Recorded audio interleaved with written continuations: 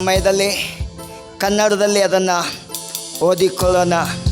ಯಾರಾದರೂ ಮರಾಠಿ ಇದ್ದರೆ ನಂತರ ಅದನ್ನು ಮರಾಠಿಯಲ್ಲಿಯೂ ಕೂಡ ಓದಲಾಗ್ತದೆ. ನಾವು ಅದನ್ನು ಮೊದಲು ಕನ್ನಡದಲ್ಲಿ ಓದುವಾಗ ಯೆಶಾಯನು ಬರೆದ ಪ್ರವಾದನೆ ಗ್ರಂಥ ಅದರ 53ನೇ ಅಧ್ಯಾಯವನ್ನು ಓದಿಕೊಳ್ಳೋಣ. ಅಲ್ಲಿ ಏನು ಹೇಳ್ತದೆ ನಾವು ನೋಡಿಕೊಳ್ಳೋಣ ಈ ಸಮಯದಲ್ಲಿ.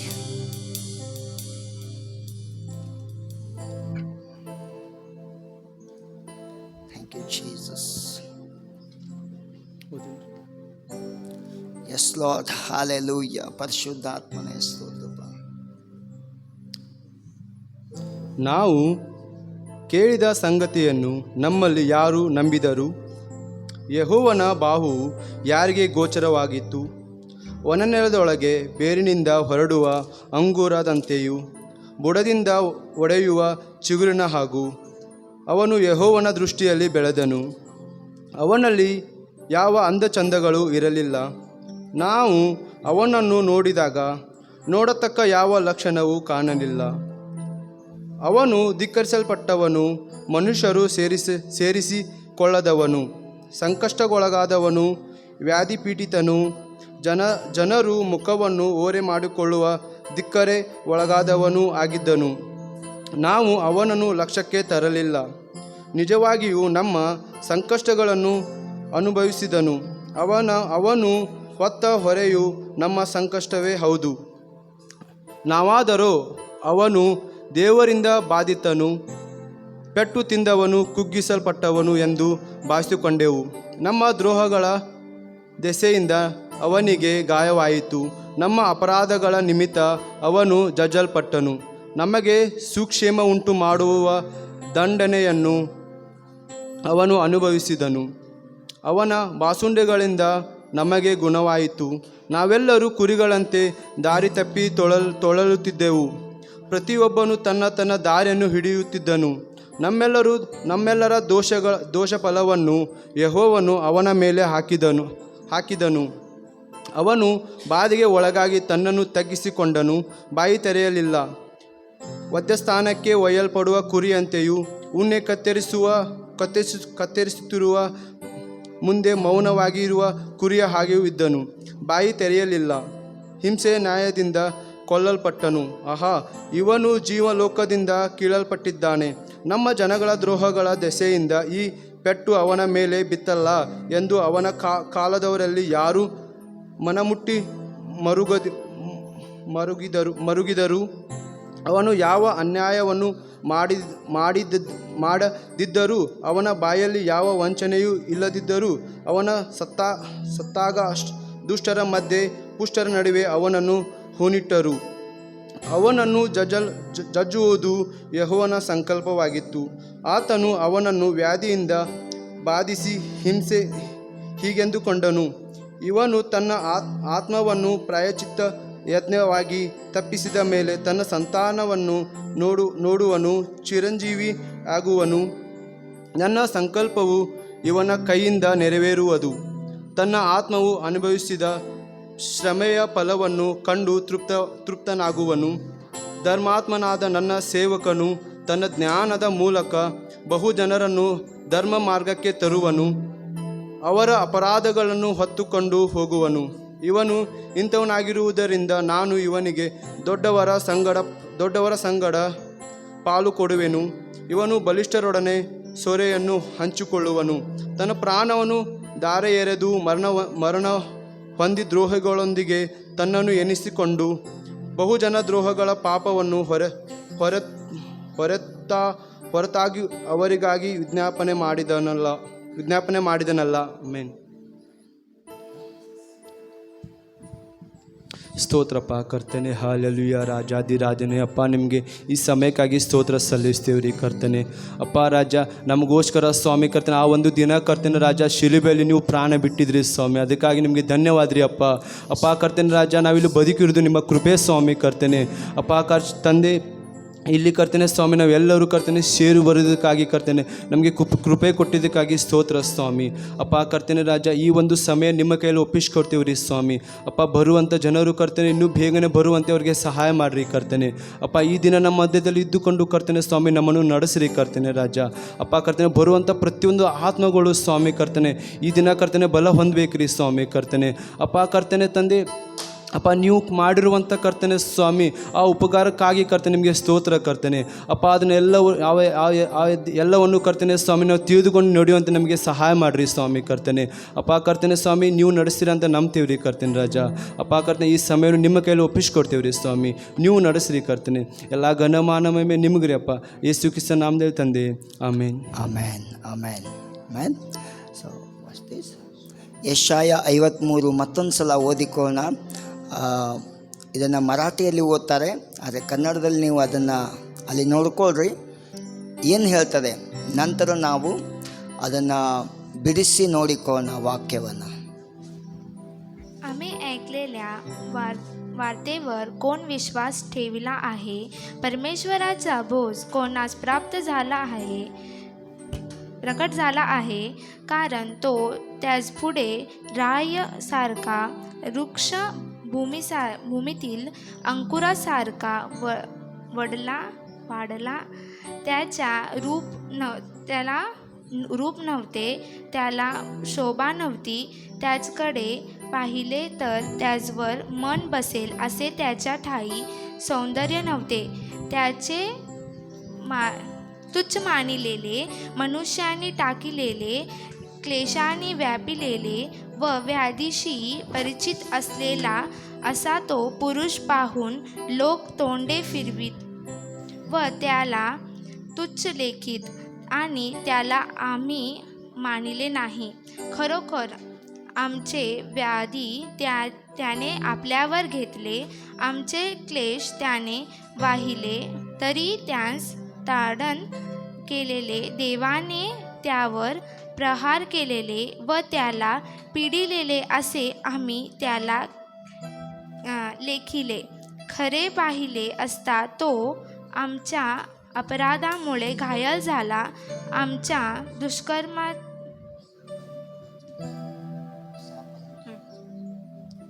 खरे पाहिले असता तो आमच्या अपराधामुळे घायल झाला, आमच्या दुष्कर्मामुळे ठेचला गेला.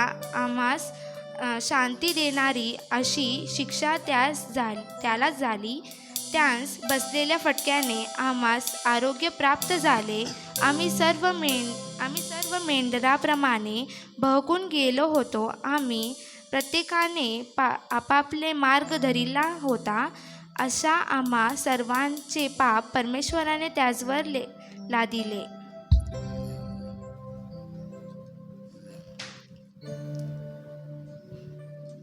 Hallelujah hallelujah. धन्यवाद करते प्रभू येशू राजा, तुमचं नाव उंच करते, तुमच्या नावाला धन्यवाद करते प्रभू येशू राजा. आजचा संस्था दिवस आम्हा सगळ्यांसाठी दाखवलं, त्याबद्दल लाखो कोटी धन्यवाद देव बाप्पा. तुमच्या नावाला धन्यवाद करते प्रभू येशू राजा. तुम्ही आमच्या पापासाठी तुम्ही क्रूसावर चढलात प्रभू येशू राजा. आमचे सगळे पाप तुम्ही तुमच्यावर घेतलात प्रभू येशू राजा देव बाप्पा, आणि तुम्ही काही एक बोलला नाहीत प्रभू येशू राजा. तुमच्या नावाला धन्यवाद करते. तुम्ही आमच्या पापासाठी या भूमीवर आलात, आमचे पाप तुम्ही तुमच्यावर घेतलेत प्रभू येशू राजा, आणि तुम्ही काही एक बोलला नाही प्रभू येशू राजा. तुम्ही आम्हाला सगळं काही दिलं प्रभू येशू राजा. म्हणून तुमचं नाव धन्यवाद करते देव बाप्पा. इथं जमलेलं असणार प्रत्येकांना तुम्ही आशीर्वादित करा प्रभू येशू राजा, आणि लोक इथं भरपूर येण्यासाठी सहाय करा, टायमात येण्यासाठी सहाय करा देव बाप्पा. आणि देव बाप्पा तुम्हाला पाहिजे तशी आराधना आमच्या हातून होण्यासाठी सहाय करा प्रभू येशू राजा, आणि याच्या पुढची वेळ तुमच्या हातात येत आहे. तुमचं धन्यवाद येशूच्या नावाने amen amen hallelujah. Praise the Lord. ಯೆಶಾಯ 53 ಯೇಸು ಕ್ರಿಸ್ತನು ಇನ್ನೂ ಬರುವುದಕ್ಕೆ 700 ವರ್ಷಗಳ ಮುಂಚೆಯೇ ಯೇಸು ಕ್ರಿಸ್ತನ ವಿಷಯದಲ್ಲಿ ಪ್ರವಾದನೆ ಮಾಡಲಾಗಿತ್ತು. ಆತನು ಹೀಗೆ ಬರ್ತಾನೆ, ಹೀಗೆಯೇ ತನ್ನ ಪ್ರಾಣವನ್ನು ಕೊಡ್ತಾನೆ, ಮತ್ತು ಆತನಿಂದಲೇ ನಮ್ಮ ಪಾಪಗಳ ಕ್ಷಮಾಪಣೆ ಇದೆ, ಮತ್ತು ಆತನು ಶಿಲುಬೆಯಲ್ಲಿ ತನ್ನ ಪ್ರಾಣವನ್ನು ಕೊಡುವವನಾಗಿದ್ದಾನೆ. ಸೊ ಈ ವಾಕ್ಯಗಳನ್ನು ಓದುವಾಗ ನಾವಲ್ಲಿ ಏನು ನೋಡ್ತೇವೆ ಅಂತಂದರೆ, ಅವರು ಮೊದಲನೇ ಸಲ ಯೇಸು ಕ್ರಿಸ್ತನು ಈ ಭೂಮಿಯಲ್ಲಿ ಹುಟ್ಟಿದಾಗ ಹೇಗೆ ಹುಟ್ಟಿದನು, ಎರಡನೇ ವಚನ ಹೇಳ್ತದೆ, ವನ ನೆಲದೊಳಗೆ ಬೇರಿನಿಂದ ಹೊರಡುವ ಅಂಕುರದಂತೆಯೂ ಓಕೆ ಬುಡದಿಂದ ಒಡೆಯುವ ಚಿಗುರಿನ ಹಾಗೂ ಅವನು ಯೆಹೋವನ ದೃಷ್ಟಿಯಲ್ಲಿ ಬೆಳೆದನು. ಆತನು ಬೆಳೆದಾಗ ದೇವರಿಂದಲೇ, ದೇವರನ್ನು ನೋಡುತ್ತಾ ಬೆಳೆದ ಎಂಬುದಾಗಿ ನಾವು ನೋಡ್ತೇವೆ. ಆದರೆ ಎರಡನೇ ವಚನ, ಮೂರನೇ ವಚನದಲ್ಲಿ ಅವರು ಎಲ್ಲ ಜನ ಏನಂದ್ಕೊಳ್ತಾರೆ, ಪ್ರಶ್ನೆ ಮಾಡ್ಕೊಳ್ತಾರೆ, ಅವನಲ್ಲಿ ಯಾವ ಅಂದ ಚಂದನೂ ಇಲ್ಲಲ್ಲ, ದೇವರಿಂದ ಹುಟ್ಟಿದ, ದೇವರಲ್ಲಿ ಬೆಳೆದ, ದೇವರನ್ನು ದೃಷ್ಟಿಸಿದ, ಆದರೆ ಅವನು ಯಾವ ಅಂದ ಚಂದ ಇಲ್ಲ, ಮುಖ ಎಲ್ಲ ವಿಕಾರವಾಗಿದೆ, ಧಿಕ್ಕರಿಸಲ್ಪಟ್ಟವನು, ಸಂಕಷ್ಟಕ್ಕೊಳಗಾದವನು, ಅವನನ್ನು ಯಾರೂ ಕೂಡ ಲಕ್ಷ್ಯಕ್ಕೆ ತರಲಿಲ್ಲ ಎಂಬುದಾಗಿ 3 ವಚನದಲ್ಲಿ ಹೇಳ್ತದೆ. ಆದರೆ 4ನೇ ವಚನದಲ್ಲಿ ಯೆಶಾಯ ಸೇವಕರು ಹೇಳ್ತಾರೆ, ಆತನು ಆ ರೀತಿ ಆಗುವುದಕ್ಕೆ ಕಾರಣ ಏನು? ಅದು ಆತನು ಉತ್ತರವಾಗಿ ಹೇಳ್ತಾನೆ, ನಿಜವಾಗಿಯೂ ನಮ್ಮ ಸಂಕಷ್ಟಗಳನ್ನು ಅನುಭವಿಸಿದನು, ಅವನು ಹೊತ್ತ ಹೊರೆಯು ನಮ್ಮ ಸಂಕಟವೇ ಹೌದು. ನಾವೇನು ಅಂದ್ಕೊಂಡ್ವಿ, ನಾವಾದರೂ ಅವನು ದೇವರಿಂದ ಬಾಧಿತನು, ಪೆಟ್ಟು ತಿಂದವನು, ಕುಗ್ಗಿಸಲ್ಪಟ್ಟವನು ಎಂದು ಭಾವಿಸಿಕೊಂಡೆವು. ಆದರೆ ಹಾಗಲ್ಲ ಪ್ರಿಯರೇ, ನಮ್ಮ ದ್ರೋಹಗಳ ದೆಸೆಯಿಂದ ಅವನಿಗೆ ಗಾಯವಾಯಿತು, ನಮ್ಮ ಅಪರಾಧಗಳ ನಿಮಿತ್ತ ಅವನು ಜಜ್ಜಲ್ಪಟ್ಟನು, ನಮಗೆ ಸುಖ ಕ್ಷೇಮವನ್ನುಂಟು ಮಾಡುವ ದಂಡನೆಯನ್ನು ಅವನು ಅನುಭವಿಸಿದನು ಎಂಬುದಾಗಿ. ಸೊ ಇದನ್ನು ನಾವು ಆಮೇಲೆ ಪೂರ್ತಿಯಾಗಿ ಬಿಡಿಸ್ಕೊಂಡು ಅರ್ಥ ಮಾಡಿಕೊಂಡು ಓದಿಕೊಳ್ಳೋಣ. ಆದರೆ ಈ ದಿನ ನಾವು ಒಂದನ್ನು ನಿರ್ಧಾರ ಮಾಡಿದ್ದೇವೆ, ನನ್ನ ಯೇಸುವನ್ನು, ಶಿಲುಬೆಯಲ್ಲಿ ಜಜ್ಜಲ್ಪಟ್ಟಂಥ ಯೇಸುವನ್ನು ನಾವು ಆರಾಧನೆ ಮಾಡಲಿಕ್ಕಾಗಿ ಇಲ್ಲಿ ಕೂಡಿ ಬಂದಿದ್ದೇವೆ. Thank you Jesus.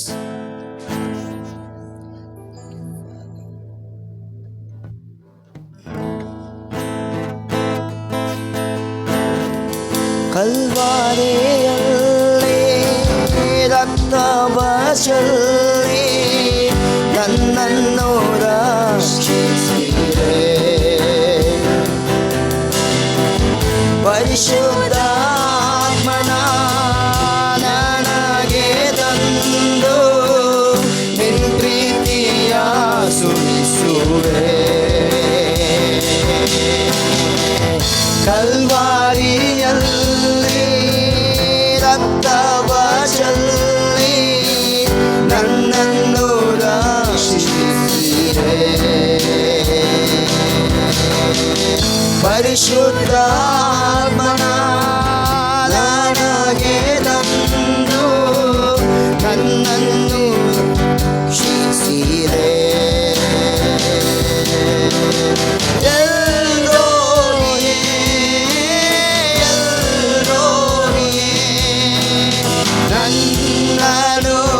ಕಂಡಿರುವೆ,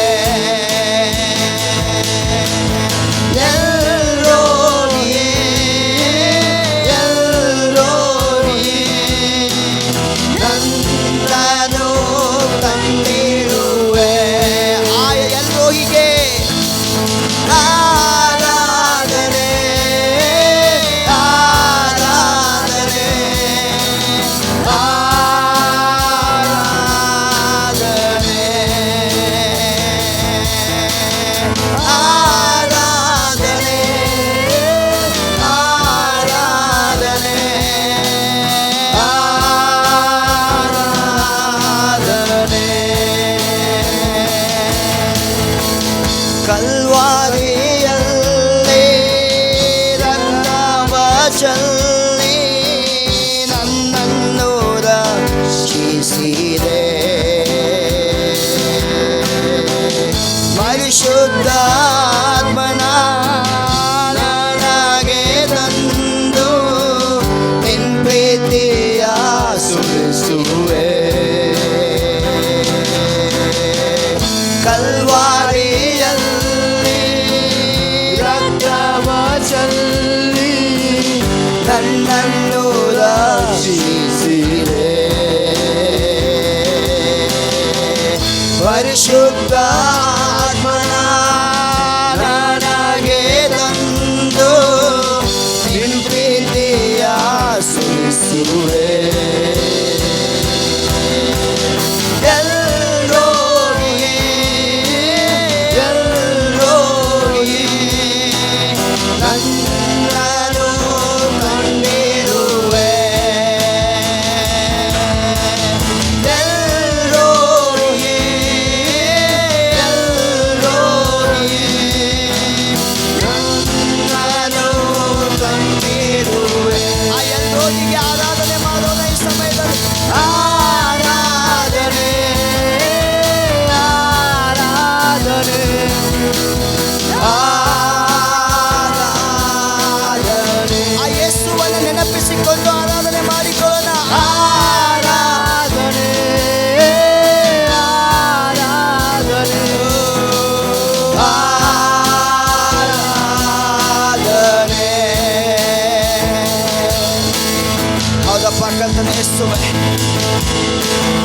ನನಗಾಗಿ ನಿನ್ನ ಪ್ರಾಣವನ್ನು ಕೊಟ್ಟಂತ ಯೇಸುವೆ, ಈ ದಿನ ಸ್ವಾಮಿ ನಿನ್ನನ್ನು ಘನಪಡಿಸ್ತೇನಪ್ಪ.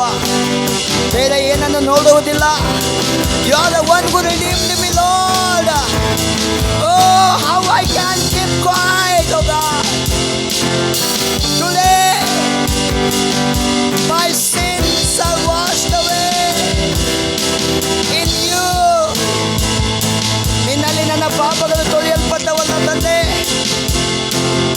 ನನ್ನ ಪಾಪದ ಭಾರವನ್ನು ಹೊತ್ತ ಯೇಸುವೆ, I love you, Lord. Thank you, Lord.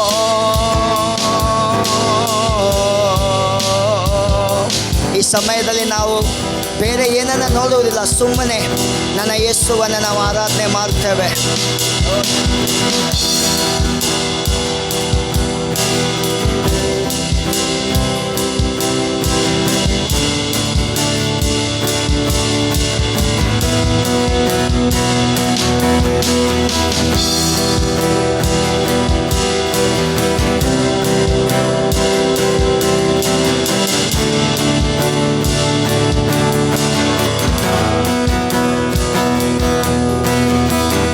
ನನಗಾಗಿ ಬಲಿಯಾದವನೇ ಆರಾಧನೆ,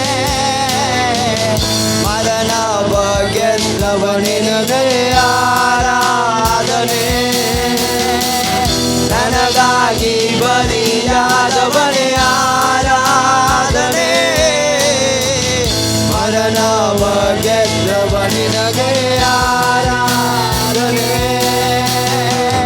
ಸರ್ವನೊಳಗೆ ಇರುವಾತನೇ ಆರಾಧನೆ,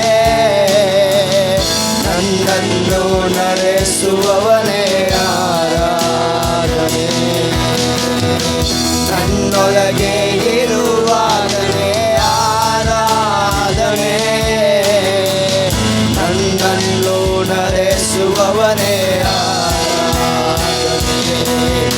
ಪರಿಶುದ್ಧನೇ ಪರಿಶುದ್ಧನೇ ನಿನ್ನನ್ನು ಆರಾಧಿಸುವೆ, ಸರ್ವಶಕ್ತನೇ ಸರ್ವವ್ಯಾಪಿಯೇ ನಿನ್ನನ್ನು ಆರಾಧಿಸುವೆ. ಪರಿಶುದ್ಧನೇ ಪರಿಶುದ್ಧನೇ ನಿನ್ನನ್ನು ಆರಾಧಿಸುವೆ, ಸರ್ವಶಕ್ತನೇ ಸರ್ವವ್ಯಾಪಿಯೇ ನಿನ್ನನ್ನು ಆರಾಧಿಸುವೆ. ಕೆರೂಬಿಯರು ಸೇರಾಫಿಯರು ದಿನನಿತ್ಯ ಸ್ತುತಿಸುವ ಸೇನಾಧೀಶ್ವರನೇ, ಮಹಿಮೆಗೂ ಯೋಗ್ಯನೇ, ಮಾನ ಪ್ರಭಾವವು ಉಳ್ಳವನೇ. ಕೆರೂಬಿಯರು ಸೇರಾಫಿಯರು ದಿನನಿತ್ಯ ಸ್ತುತಿಸುವ ಸೇನಾಧೀಶ್ವರನೇ, ಮಹಿಮೆಗೂ ಯೋಗ್ಯನೇ, ಮಾನ ಪ್ರಭಾವವು ಉಳ್ಳವನೇ. ನನಗಾಗಿ ಬಲಿಯಾದವನೇ ಆರಾಧನೆ, ಮರಣವ ಗೆದ್ದವನಿನಗೆ ಆರಾಧನೆ. ನನಗಾಗಿ ಬಲಿಯಾದವನೇ ಆರಾಧನೆ, ಮರಣವ ಗೆದ್ದವನಿನಗೆ ಆರಾಧನೆ. ನನ್ನೊಳಗೆ ಇರುವಾತನೇ ಆರಾಧನೆ,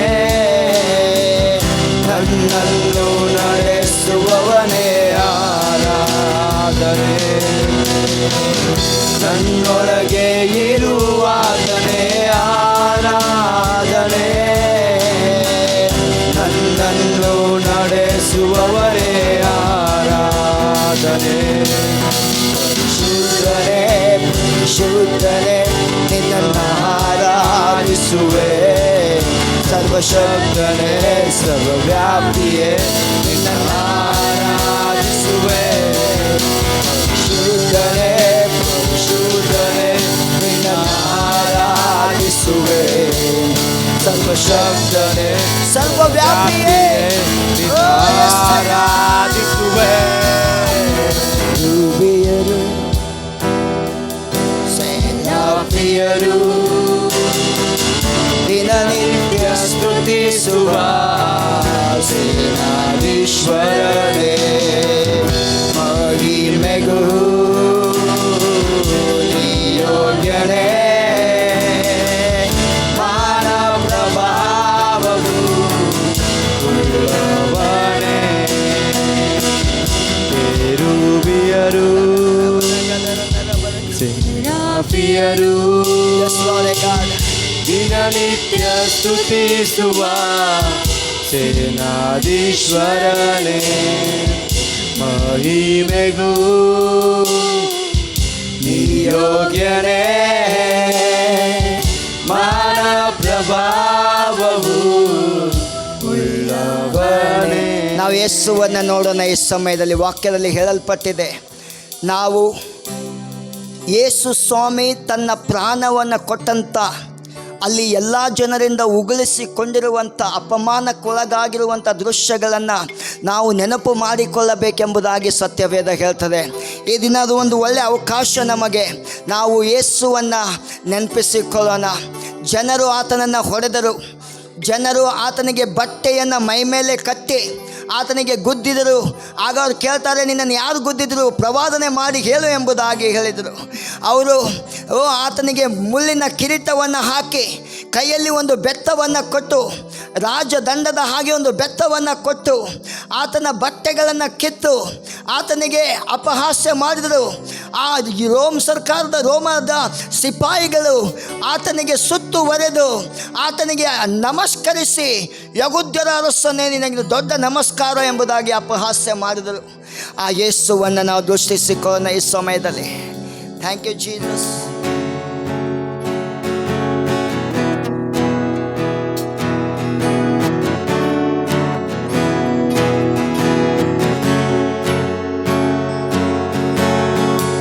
ಆಗೋರ ಶಿಲುಬೆಯಲ್ಲಿ ನನಗಾಗಿ ಜಡಿಯಲ್ಪಟ್ಟೆ, ನನಗಾಗಿ ಜಡಿಸಲ್ಪಟ್ಟು ನಿನ್ನ ಪ್ರಾಣ ನೀಡಿದೆ. ಆಗೋರ ಶಿಲುಬೆಯಲ್ಲಿ ನನಗಾಗಿ ಜಡಿಯಲ್ಪಟ್ಟೆ, ನನಗಾಗಿ ಜಡಿಸಲ್ಪಟ್ಟು ನಿನ್ನ ಪ್ರಾಣ ನೀಡಿದೆ. ಎಷ್ಟೊಂದು ಮಮತೆಯನ್ನು ನನ್ನ ಮೇಲೆ ತೋರಿದೆ, ನಿನ್ನವೆಲ್ಲ ನಿನ್ನಯ ನೀತಿಯ ಹೊಗಳುವೆ.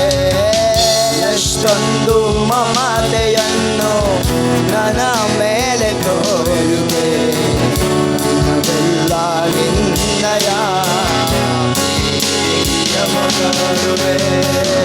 ಆರಾಧಿಸುವೆನು ನಿನ್ನ ಯೇಸುವೇ, ಆರಾಧಿಸುವೆನು ನಿನ್ನ,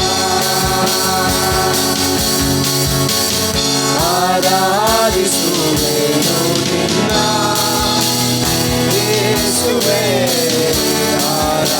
ಆರಾಧಿಸುವೆನು ನಿನ್ನ.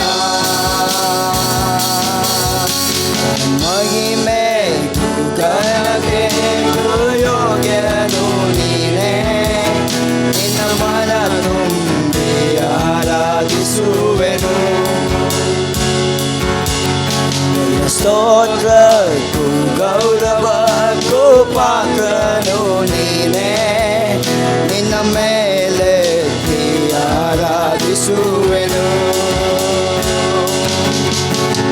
ಮಹಿಮೆಗೂ ಘನತೆಗೂ ಯೋಗ್ಯನು ನೀನೇ, ನಿನ್ನ ಮನ ತುಂಬಿ ಆರಾಧಿಸುವೆನು.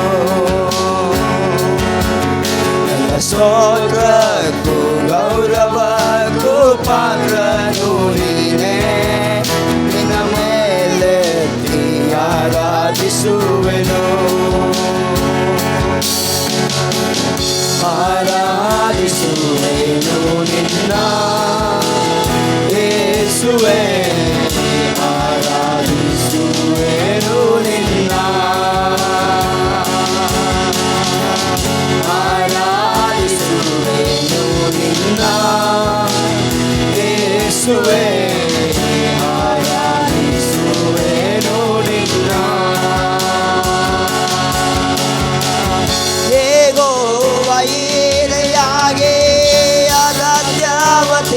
ತೀರಿಸಿದೆ. ಯೆಹೋವನಿಸಿಯಾಗಿ ಜಯವನ್ನು ನೀಡಿದೆ. ಅಗತ್ಯವ ತೀರಿಸಿದೆ. ಯೆಹೋವನಿಸಿಯಾಗಿ ಜಯವನ್ನು ನೀಡಿದೆ. ಯೆಹೋವ ಶಮ್ಮ ನೀನೇ, ಜೊತೆಯಲ್ಲಿ ನೀನಿರುವೆ. ಯೆಹೋವ ರಾಫ ನೀನೇ, ಆರೋಗ್ಯದಾಯಕನೇ. ಯೆಹೋವ ಶಮ್ಮ ನೀನೇ, ಜೊತೆಯಲ್ಲಿ ನೀನಿರುವೆ. ಯೆಹೋವ ರಾಫ ನೀನೇ, ಆರೋಗ್ಯದಾಯಕನೇ. ಆರಾಧಿಸುವೆನು ನಿನ್ನ ಯೇಸುವೇ, ಆರಾಧಿಸುವೆನು ನಿನ್ನ.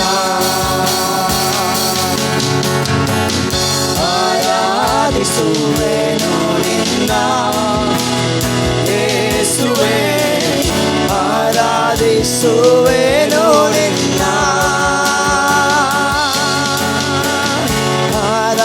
ಆರಾಧಿಸುವೆನು ನಿನ್ನ ಯೇಸುವೇ, ಆರಾಧಿಸುವೆನು ನಿನ್ನ. ಕೊನೆಯ ಸಾರಿ ಆರಾಧಿಸುವೆನು ನಿನ್ನ. ಆರಾಧಿಸುವೆನು ನಿನ್ನ ಯೇಸುವೇ, ಆರಾಧಿಸುವೆನು ನಿನ್ನ. ಸುಮಾರು 4,000 ವರ್ಷಗಳ ಹಿಂದೆ ಅಬ್ರಹಾಮನು ತನ್ನ ಮಗನನ್ನು ಯಜ್ಞ ಕೊಡುವುದಕ್ಕಾಗಿ ಹೋದಾಗ, ಆಗ ಅಲ್ಲಿ ದೇವರು ಹೇಳ್ತಾನೆ, ನೀನು ನಿನ್ನ ಮಗನನ್ನು ಯಜ್ಞ ಮಾಡಬೇಡ, ನಾನೇ ಒಂದು ದಿನ ಬರ್ತದೆ, ನೀನು ಇಲ್ಲಿರುವಂಥ ಇದೇ ಸ್ಥಳದಲ್ಲಿ, ಇದೇ ಬೆಟ್ಟದಲ್ಲಿ ನನ್ನ ಸ್ವಂತ ಮಗನನ್ನು, ಇಡೀ ಲೋಕದ ಪಾಪದ ಕ್ಷಮಾಪಣೆಗಾಗಿ ನನ್ನ ಮಗನನ್ನೇ ಶಿಲುಬೆ ಮೇಲೆ ಪ್ರಾಣವನ್ನು ಕೊಡ್ತೇನೆ ಎಂಬುದಾಗಿ. ಅದಕ್ಕೋಸ್ಕರ ಅಲ್ಲಿ ಅಬ್ರಹಾಮನು ಹಾಗೆ ಬರಲಿಕ್ಕೆ ಮನಸ್ಸು ಮಾಡಲಿಲ್ಲ.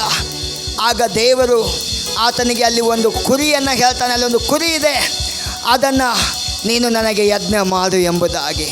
ಆ ಕುರಿ ಏನು ತೋರಿಸ್ತದೆ ಅಂದರೆ, ಒಂದು ದಿನ ಯೇಸು ಕ್ರಿಸ್ತನು ಇದೇ ಬೆಟ್ಟದಲ್ಲಿ ಎಲ್ಲ ಲೋಕದ ಜನರ ಪಾಪಗಳಿಗಾಗಿ ತನ್ನನ್ನೇ ಯಜ್ಞವನ್ನು ಅರ್ಪಿಸುವವನಾಗಿದ್ದಾನೆ ಎಂಬುದಾಗಿ. ಆದ ಕಾರಣ ಯೆಹೋವ ಈರೆ ಅಂದರೆ ದೇವರು ಒದಗಿಸುವ ದೇವರು ಎಂಬುದಾಗಿ. ಇಲ್ಲಿರುವಂಥ ನಿಮ್ಮ ಜೀವಿತದಲ್ಲಿ ಏನೇ ಸಮಸ್ಯೆ ಇದ್ದರೂ ಆತನು ಹೇಳ್ತಾನೆ, ನಾನು ಯೆಹೋವ ಈರೆ ಅಂದರೆ ಯೆಹೋವನು ಒದಗಿಸುವವನು, ಯೆಹೋವನು ನಿನಗೆ ಕೊಡುವವನಾಗಿದ್ದಾನೆ. ಈಗಾಗಲೇ ನಿನ್ನ ಪಾಪಗಳಿಗಾಗಿ, ಶಾಪಗಳಿಗಾಗಿ, ನಿನ್ನ ರೋಗಗಳಿಗಾಗಿ, ನಿನ್ನ ಎಲ್ಲ ಕ್ಷಮಾಪಣೆಗಾಗಿ ಶಿಲುಬೆಯಲ್ಲಿ ತನ್ನ ಮಗನಾದಂಥ ಯೇಸುವನ್ನು ಕೊಟ್ಟು ನಿನ್ನ ಎಲ್ಲ ವಿಷಯದಲ್ಲಿ ಬಿಡುಗಡೆ ಮಾಡಿದ್ದಾನೆ. ಆ ಯೇಸುವನ್ನು ನಾವು ದೃಷ್ಟಿಸೋಣ ಈ ಸಮಯದಲ್ಲಿ. Thank you Jesus. ಊರಿಯಲರದ ಬರಗದಲರ ಬರಗದಲರಬ. Oh Jesus, we love you, Lord. We praise you, Lord Jesus.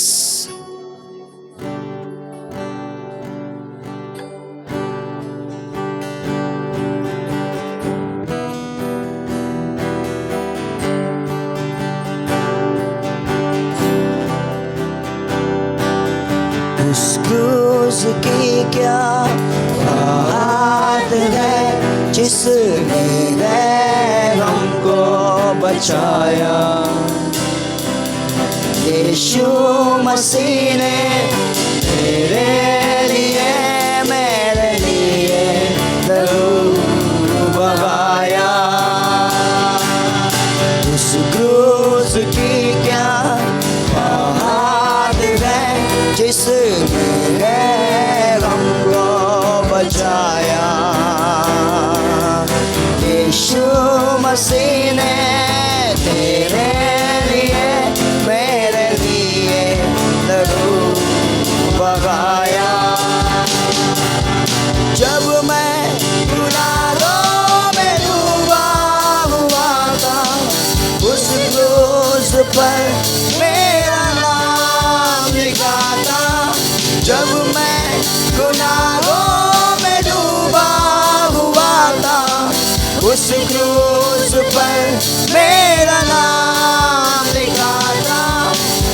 क्रूस पर मेरा नाम लिखा था।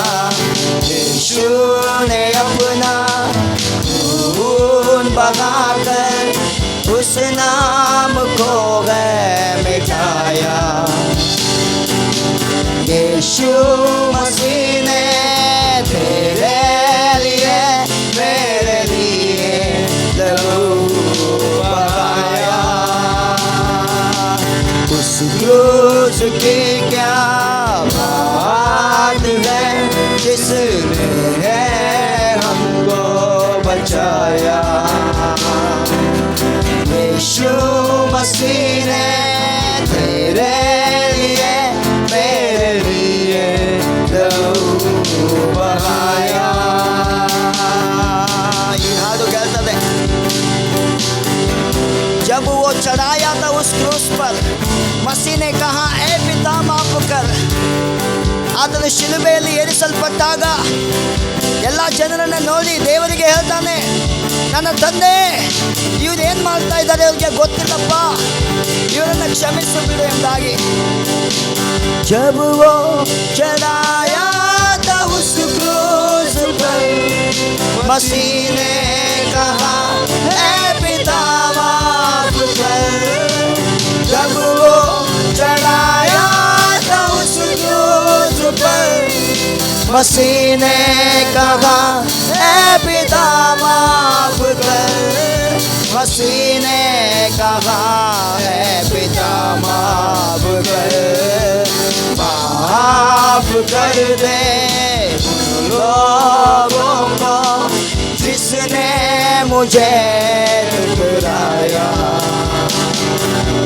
यीशु मसीह ने तेरे लिए मेरे लिए लहू बहाया। उस क्रूस की क्या बात है जिसने हमको बचाया। यीशु मसीह ने तेरे लिए मेरे लिए लहू बहाया।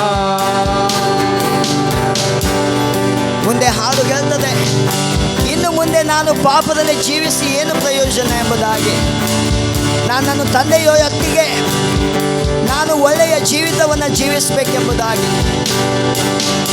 अब है गुनाहों से क्या वास्ता, मसीह संग रहूं मैं सदा। अब है गुनाहों से क्या वास्ता, मसीह संग रहूं मैं सदा। मसीह संग रहूं मैं सदा। पिता के ही चरणों में गाता रहूं मैं अब ये गीत तुम्हारा। यीशु मसीह ने तेरे लिए मेरे लिए लहू बहाया। उस क्रूस की क्या बात है जिसने हमको बचाया। यीशु मसीह ने तेरे लिए मेरे लिए लहू बहाया। उस क्रूस की क्या बात है जिसने हमको बचाया। यीशु मसीह ने तेरे लिए मेरे लिए लहू बहाया।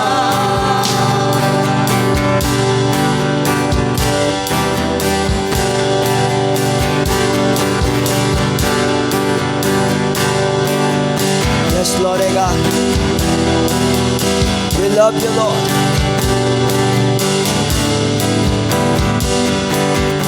Jesus.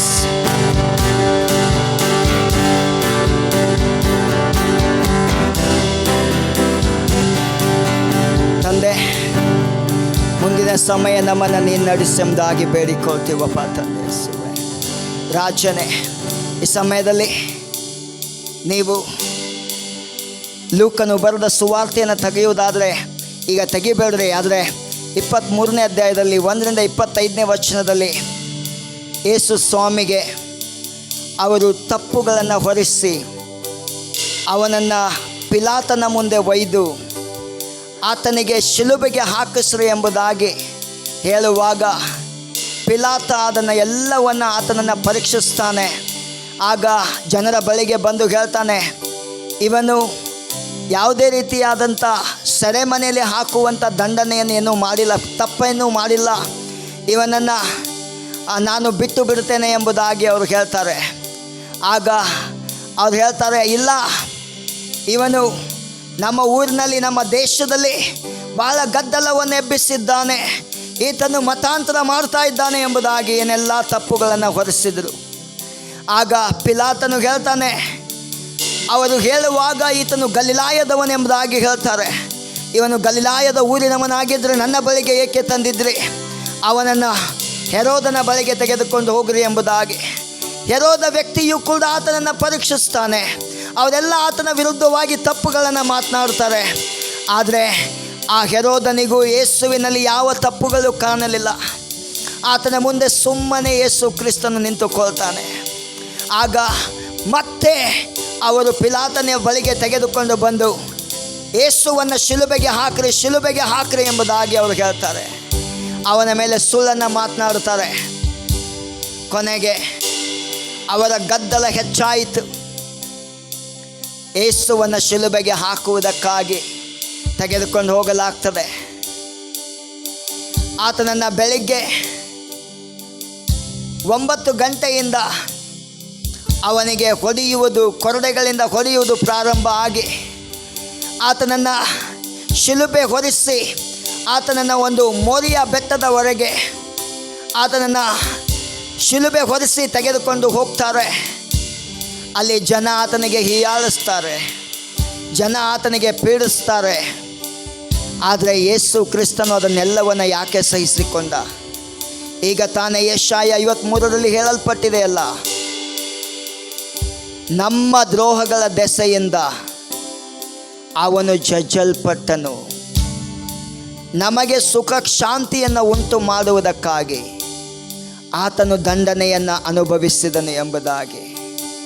ಈ ದಿನ ತನ್ನನ್ನು ಖಾಲಿ ಮಾಡಿರುವಂಥ ದೇವರು ತನ್ನನ್ನು ಈ ಭೂಮಿಯಲ್ಲಿ ದಾಸನ ರೂಪವನ್ನು ಧರಿಸಿಕೊಂಡಂಥ ಬಂದಿರುವಂಥ ಯೇಸುವನ್ನು ನಾವಿನ್ನೊಂದು ಸ್ವಲ್ಪ ಸಮಯ ಆರಾಧಿಸಿ ಮುಂದೆ ಆತನನ್ನು ನಾವು ಇನ್ನೂ ಧ್ಯಾನ ಮಾಡಿಕೊಳ್ಳೋಣ ಈ ಸಮಯದಲ್ಲಿ. Thank you Jesus.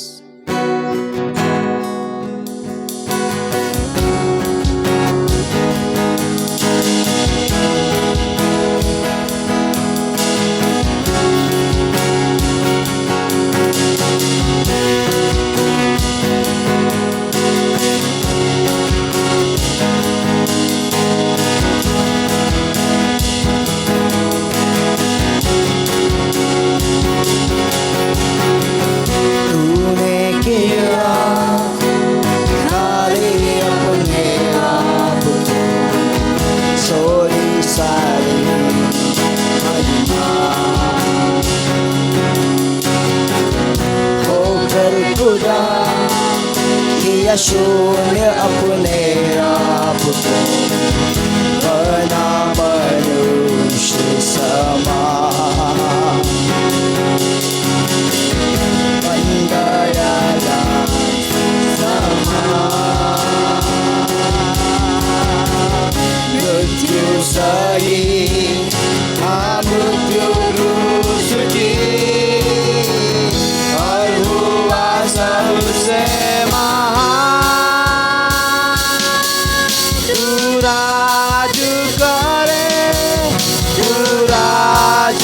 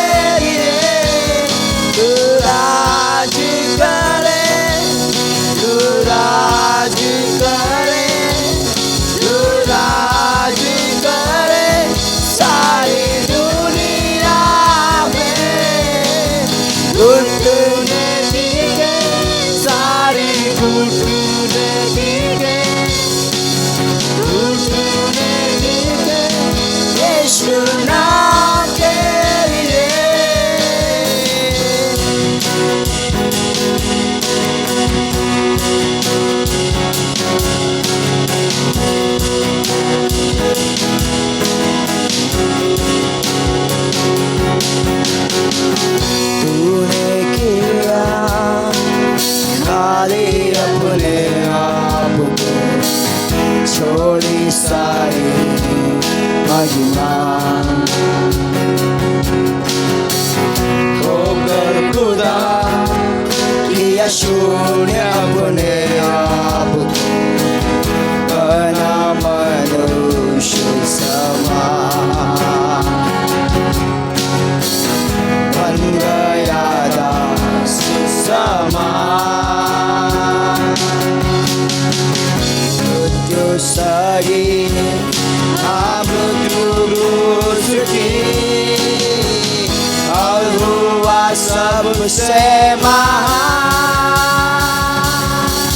तू राज करे तू राज करे तू राज करे सारी दुनिया में घुटने टिके सारे घुटने टिके घुटने टिके यीशु नाम के लिए तू राज करे तू राज करे तू राज करे सारी दुनिया में घुटने टिके सारे घुटने टिके घुटने टिके यीशु नाम के लिए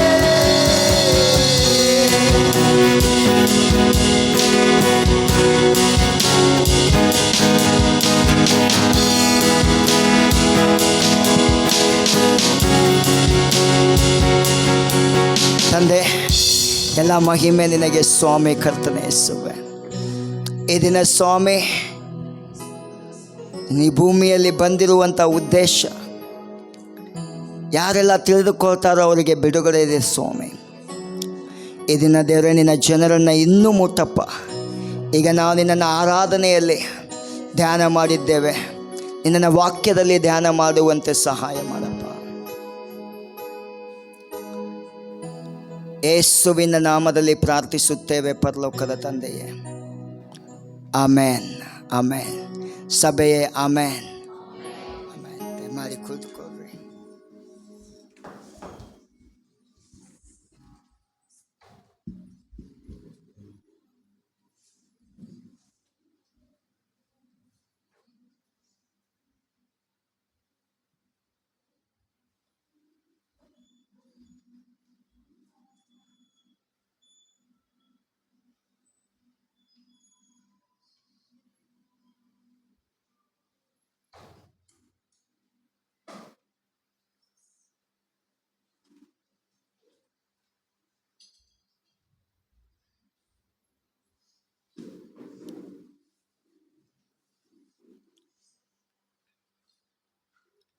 Hallelujah. Praise the Lord.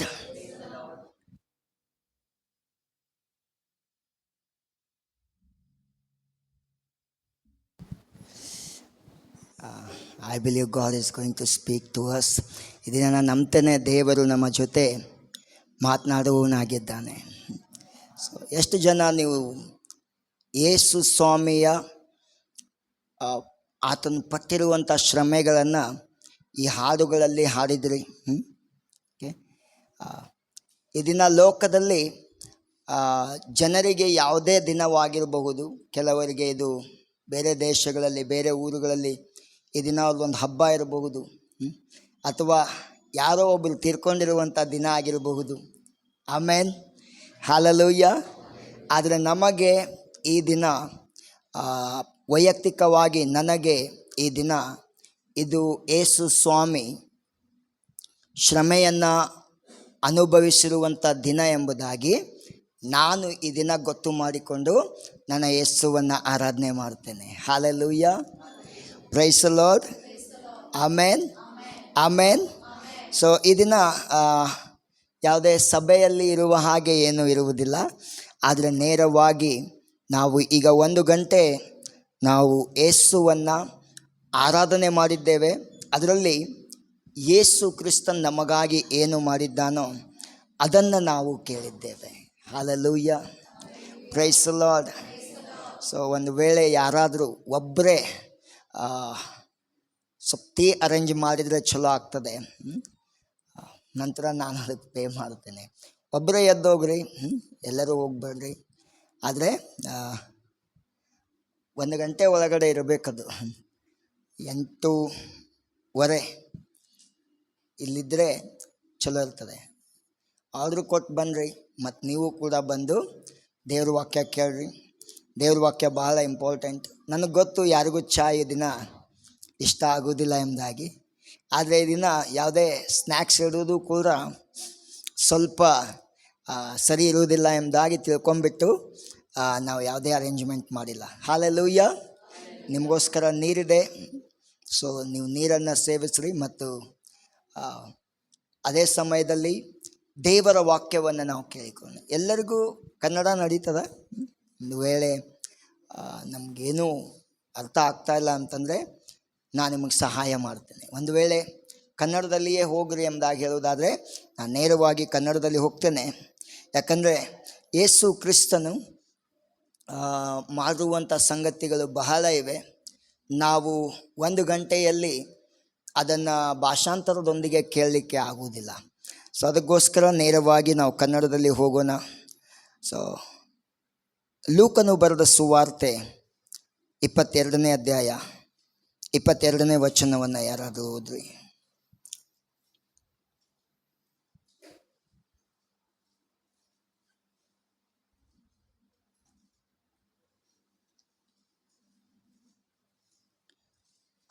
ನಿಮಗೆ ಮೈಕ್ ತೆಗೆದುಕೊಂಡು ಹೋದ್ರಿ. ಯಾರು ಓದ್ತಿರಲ್ಲ, ಓದಿದ ನಂತರ ಆ ಮೈಕ್ ಬಟನನ್ನು ಬಂದ್ ಮಾಡಿರಿ. ಇಲ್ಲದೆ ಹೋದರೆ ಅದು ಸ್ವಲ್ಪ ಡಿಸ್ಟರ್ಬ್ ಮಾಡ್ತದೆ.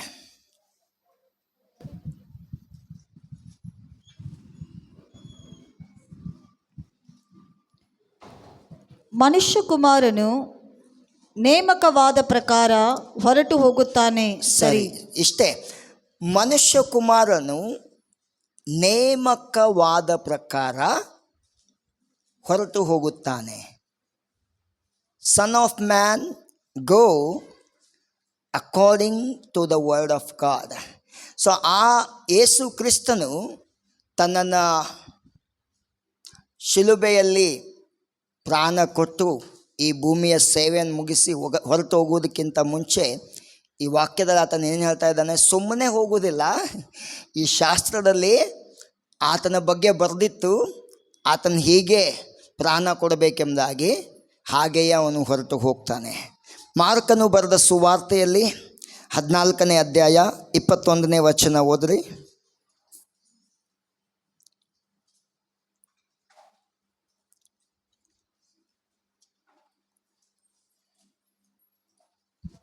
ಮನುಷ್ಯಕುಮಾರನು ಹೊರಟು ಹೋಗುತ್ತಾನೆ. ಸರಿ, ಹಾಗೆ ಆತನ ವಿಷಯವಾಗಿ ಬರೆದದೇ ಅಲ್ಲ.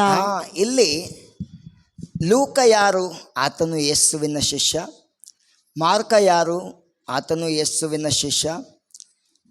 ಅವರೆಲ್ಲರೂ ಯೇಸುವಿನ ಜೀವನ ಚರಿತ್ರೆಯನ್ನು ಬರೆದಿದ್ದಾರೆ. ಸೊ ಈತನು ಆತನ ವಿಷಯದಲ್ಲಿ ಏನು ಹೇಳ್ತಾ ಇದ್ದಾನಂತೆ? ಮನುಷ್ಯಕುಮಾರನು ಹೊರಟು ಹೋಗುತ್ತಾನೆ. ಸರಿ, ಹಾಗೆ ಆತನ ವಿಷಯವಾಗಿ ಬರೆದದೇ ಅಲ್ಲ. When you read this whole Old Testament, it talks about Jesus' birth and burial and his death and his rose up from dead 3rd days. So ಇಲ್ಲಿ ನೀವು ಹಳೆ ಒಡಂಬಡಿಕೆಯನ್ನು ಓದುವುದಾದರೆ ಯೇಸು ಸ್ವಾಮಿ ಹುಟ್ಟಿದ್ದು, ಆತನು ಈ ಭೂಮಿಯಲ್ಲಿ ಸತ್ತಾಗ ಹೂಣಲ್ಪಟ್ಟದ್ದು ಮತ್ತು ಸತ್ತ ಮೇಲೆ ಸತ್ತವರೊಳಗಿಂದ 3ನೇ ದಿನದಲ್ಲಿ ಎದ್ದು ಬಂದದ್ದು, ಇದೆಲ್ಲ ಹಳೆ ಒಡಂಬಡಿಕೆಯಲ್ಲಿ ಬರೆಯಲ್ಪಟ್ಟಿದೆ. Hallelujah, praise the Lord. शास्त्रामध्ये कसे लिहिले होते तसेच येशू देवा क्रूसाची स्तंभाला स्वीकार केली. ಆಮೇನ್ ಆಮೇನ್. ಸೊ ಇದನ್ನು ಇನ್ನೊಂದು ವಿಷಯ ಏನಂತಂದರೆ, ಇದನ್ನು ಹಾಗೆ ಹೇಳ್ತೇನೆ, ಇದು ಒಂದು ಹಿಸ್ಟ್ರಿ ಆಗಿದೆ. ಈ ದಿನ ಯಾರಿಗೂ ಗೊತ್ತಿಲ್ಲ ಯೇಸು ಕ್ರಿಸ್ತನು ಇದೇ ದಿನ ಶಿಲುಬೆಯಲ್ಲಿ ಪ್ರಾಣ ಕೊಟ್ಟಿದ್ದಾನೆ ಎಂಬುದಾಗಿ, ಶ್ರಮೆಯನ್ನು ಅನುಭವಿಸಿದ್ದಾನೆಂಬುದಾಗಿ. ಆದರೆ ಒಂದು ದಿನ ನಿಜ, ಯೇಸು ಸ್ವಾಮಿ ತನ್ನ ಪ್ರಾಣವನ್ನು ಕೊಟ್ಟಿದ್ದಾನೆ. ಎಷ್ಟು ಜನ ನಂಬ್ತೀರಾ? ಸೊ ನಮ್ಗೆ ಯಾಕೆ ಬೇಕ್ರಿ ಆತನ ಯಾವ ದಿನ ಪ್ರಾಣ ಕೊಟ್ಟಿದ್ದಾನೆ ನಮಗೆ ಬೇಕೆಂಬುದಾಗಿ. ಹಾಲೆಲೂಯ್ಯ. ಆದರೆ ಎಷ್ಟು ಜನ ನಂಬ್ತೀರಿ ಯೇಸು ಸ್ವಾಮಿ ನನ್ನ ಪಾಪಗಳಿಗಾಗಿ ಶಿಲುಬೆ ಮೇಲೆ ತನ್ನ ಪ್ರಾಣವನ್ನು ಕೊಟ್ಟಿದ್ದಾನೆ? ಆಮೇಲೆ ಯಾರು ನಂಬ್ತಾರಲ್ಲ ಅವ್ರಿಗೆ ಬಿಡುಗಡೆ ಇದೆ. ಆಮೇಲೆ ಸೊ ಇಲ್ಲಿ ಸ್ವಲ್ಪ ಹಿಸ್ಟ್ರಿ ಈ ರೀತಿಯಾಗಿ ಹೇಳ್ತದೆ. Before Christ 63, Julius Caesar became the head of the Roman branch of Babylonian cult. It continued up to AD 376 by upcome emperors. So ಈ ವಾಕ್ಯದ ಈ ಒಂದು ಚರಿತ್ರೆ ಪ್ರಕಾರ ಏನಂತ ಹೇಳ್ತಾ ಇದೆ, ಯೇಸು ಕ್ರಿಸ್ತನು ಇನ್ನು ಬರುವುದಕ್ಕೆ ಮೊದಲು 63 ವರ್ಷದ ಹಿಂದುಗಡೆ ಒಬ್ಬ ರಾಜನು ಬರ್ತಾನೆ ರೋಮ್ ಸರ್ಕಾರದಲ್ಲಿ. ಅವನ ಹೆಸರು ಜೂಲಿಯಸ್ ಸೈಸರ್ ಎಂಬುದಾಗಿ. ಜೂಲಿಯಸ್ ಸೈಸರ್ ಆತನು ಅಲೆಕ್ಸಾಂಡ್ರಿಯಾ ಅನ್ನುವಂಥ ಪಟ್ಟಣವನ್ನು ಗೆದ್ದುಕೊಳ್ತಾನೆ. ಆ ಅಲೆಕ್ಸಾಂಡ್ರಿಯಾದಲ್ಲಿ ಬಾಬೆಲ್ ದೇಶದ ಜನರು ಅವರ ದೇವರುಗಳನ್ನು ಆರಾಧನೆ ಮಾಡ್ತಾಯಿದ್ರು.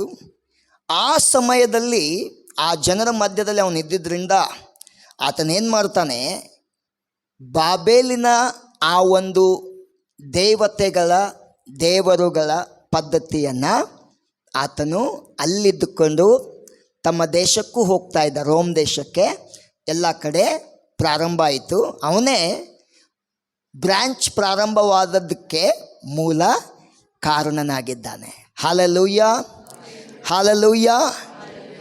ಅಲ್ಲಿಂದ ಯೇಸು ಕ್ರಿಸ್ತನು ಬಂದ ನಂತರ 376 ವರ್ಷಗಳವರೆಗೂ ಈ ರೋಮ್ದಲ್ಲಿ ಬರುವಂಥ ಎಲ್ಲ ರಾಜರುಗಳು ಏನು ಮಾಡಿದರು, ಆ ಪದ್ಧತಿಯನ್ನು ಕಂಟಿನ್ಯೂ ಆಗಿ ಅನುಸರಿಸುತ್ತಾ ಬಂದರು. ಎಷ್ಟು ನನಗೆ ಅರ್ಥ ಆಗ್ತಾ ಇದೆ ರೀ? ನಿಮಗೆ ಒಂದು ವೇಳೆ ಅರ್ಥ ಆಗಲಿಲ್ಲ ಆದರೆ ನನಗೆ ನೀವು ಮತ್ತೆ ಅದನ್ನು ಕೇಳ್ರಿ. ನಿಮಗೆ ಹೇಳುವಾಗ ನನ್ನ ಒಳಗಡೆ ಪೂರ್ತಿಯಾಗಿ ಕೂತ್ಕೊಳ್ತದೆ. ನೀವು ಕೇಳುವಾಗ ನನಗೆ ಸಂತೋಷ ಆಗ್ತದೆ. ಅದರ ಅರ್ಥ ನಾವು ಏನಾದರೂ ಕಲಿಬೇಕೆಂಬುದಾಗಿ ಬಯಸ್ತಾ ಇದ್ದೀರಾ ಎಂಬುದಾಗಿ. 376 ನಂತರ 378ರಲ್ಲಿ ದೇಮಾಸಸ್ ಅನ್ನುವಂಥ ಒಬ್ಬ ವ್ಯಕ್ತಿ ಕ್ರೈಸ್ತೀಯ ಸಭೆಗಳಿಗೆ ಬಿಷಪ್ ಆಗಿರ್ತಾನೆ. ಏನಾಗಿರ್ತಾನೆ? ಬಿಷಪ್. ಎಲ್ಲಿ? ರೋಮ್ ದೇಶದಲ್ಲಿ.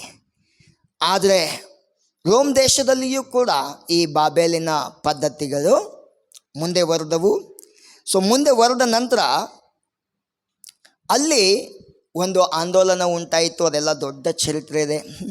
ಕಾನ್ಸ್ಟಂಟಿನೋಪಲ್ ಅನ್ನುವಂಥ ಒಬ್ಬ ಸರ್ಕಾರ ಎದ್ದೇಳ್ತದೆ. Hallelujah, price the lord, amen, ಆಮೇನ್. ಆ ಸಮಯದಲ್ಲಿ ಒಂದು ವಿಧಿ ಹೊರಡಿಸಲ್ಪಡ್ತು. ಅದೇನಂತಂದರೆ, ಆ ಕ್ರೈಸ್ತರು ತಮ್ಮ ಸಭೆಗಳನ್ನು ಅವ್ರು ನಡೆಸ್ಬೋದು. ಹಾಗೆಯೇ ಬಾಬೆಲ್ ದೇಶದ ಎಲ್ಲ ಪದ್ಧತಿಗಳು ಯಾರೆಲ್ಲ ಬಯಸ್ತಿರಲ್ಲ ಅವುಗಳನ್ನು ನೀವು ಕೂಡ ಅನುಸರಿಸಬಹುದು ಎಂಬುದಾಗಿ. ಹೀಗೆ 378ನೇ ಶತಮಾನಗಳಿಂದ ಈಗ 2000 ವರ್ಷಗಳ ಶತಮಾನದವರೆಗೆ ಕೆಲವೊಂದು ಸಭೆಗಳಲ್ಲಿ ಆ ಪದ್ಧತಿಗಳನ್ನು ತಿಳಿಯದೆ ಅವು ಕೂಡ ನಮ್ಮ ಯೇಸು ಕ್ರಿಸ್ತನಿಗೇ ಸಂಬಂಧಪಟ್ಟವುಗಳಂಥೇಳಿ ಅನುಸರಿಸುತ್ತಾ ಬರ್ತಾ ಇದ್ದಾರೆ. ಕೆಲವರು ಅಪೋಸ್ತಲರ ಬೋಧನೆಯನ್ನು ಹಿಡಿದು, ಅಂದರೆ ಯೇಸು ಕ್ರಿಸ್ತನ ಶಿಷ್ಯರು ಜನರಿಗೆ ಏನು ಕಲಿಸಿದ್ರೋ ಅದನ್ನು ಮಾತ್ರ ಹಿಡಿದುಕೊಂಡು ತಮ್ಮ ಸಭೆಯನ್ನು ಎಲ್ಲ ಪ್ರಪಂಚದಲ್ಲಿರುವಂಥ ಪದ್ಧತಿಗಳಿಂದ ದೂರ ಇಟ್ಕೊಂಡು ಸತ್ಯ ದೇವರನ್ನು ಆರಾಧನೆ ಮಾಡುವುದನ್ನು ಅವರು ಮುಂದೆ ಬರೆಸ್ತಾರೆ. ಆಮೇನ್, ಹಲ್ಲೆಲೂಯಾ. ಅದರಲ್ಲಿ ಆ ಕಾಲದಿಂದ ಅಭ್ಯಾಸ ಮಾಡ್ತಾ ಇರುವಂಥ ಕೆಲವೊಂದು ಬಾಬಿಲೋನಿಯರ ಪದ್ಧತಿಗಳು ಬಹಳ ಇವೆ. ಅದರಲ್ಲಿ ಕೆಲವುಗಳನ್ನು ನಾವು ನೋಡುವುದಾದರೆ ಅವು ಈ ರೀತಿಯಾಗಿವೆ. My study book says these are the Babylonians' practices and festivals and rituals as follows. So, veneration of images ಅಂತಂದರೆ ವಿಗ್ರಹಗಳನ್ನು ಆರಾಧನೆ ಮಾಡುವುದು ಅಲ್ಲಿಂದ ಪ್ರಾರಂಭವಾಯಿತು. ಕೆಲವೊಂದು ಸಲ ಸಭೆಯಲ್ಲಿಯೂ ಕೂಡ ಕೆಲವೊಂದು ಮೂರ್ತಿಗಳನ್ನು ನಾವು ನೋಡುತ್ತೇವೆ. ಕೆಲವು ಜನ ಮೂರ್ತಿಗಳನ್ನು ಮನೆಯಲ್ಲಿ ಇಟ್ಟುಕೊಳ್ಳುವುದನ್ನು ನಾವು ನೋಡುತ್ತೇವೆ.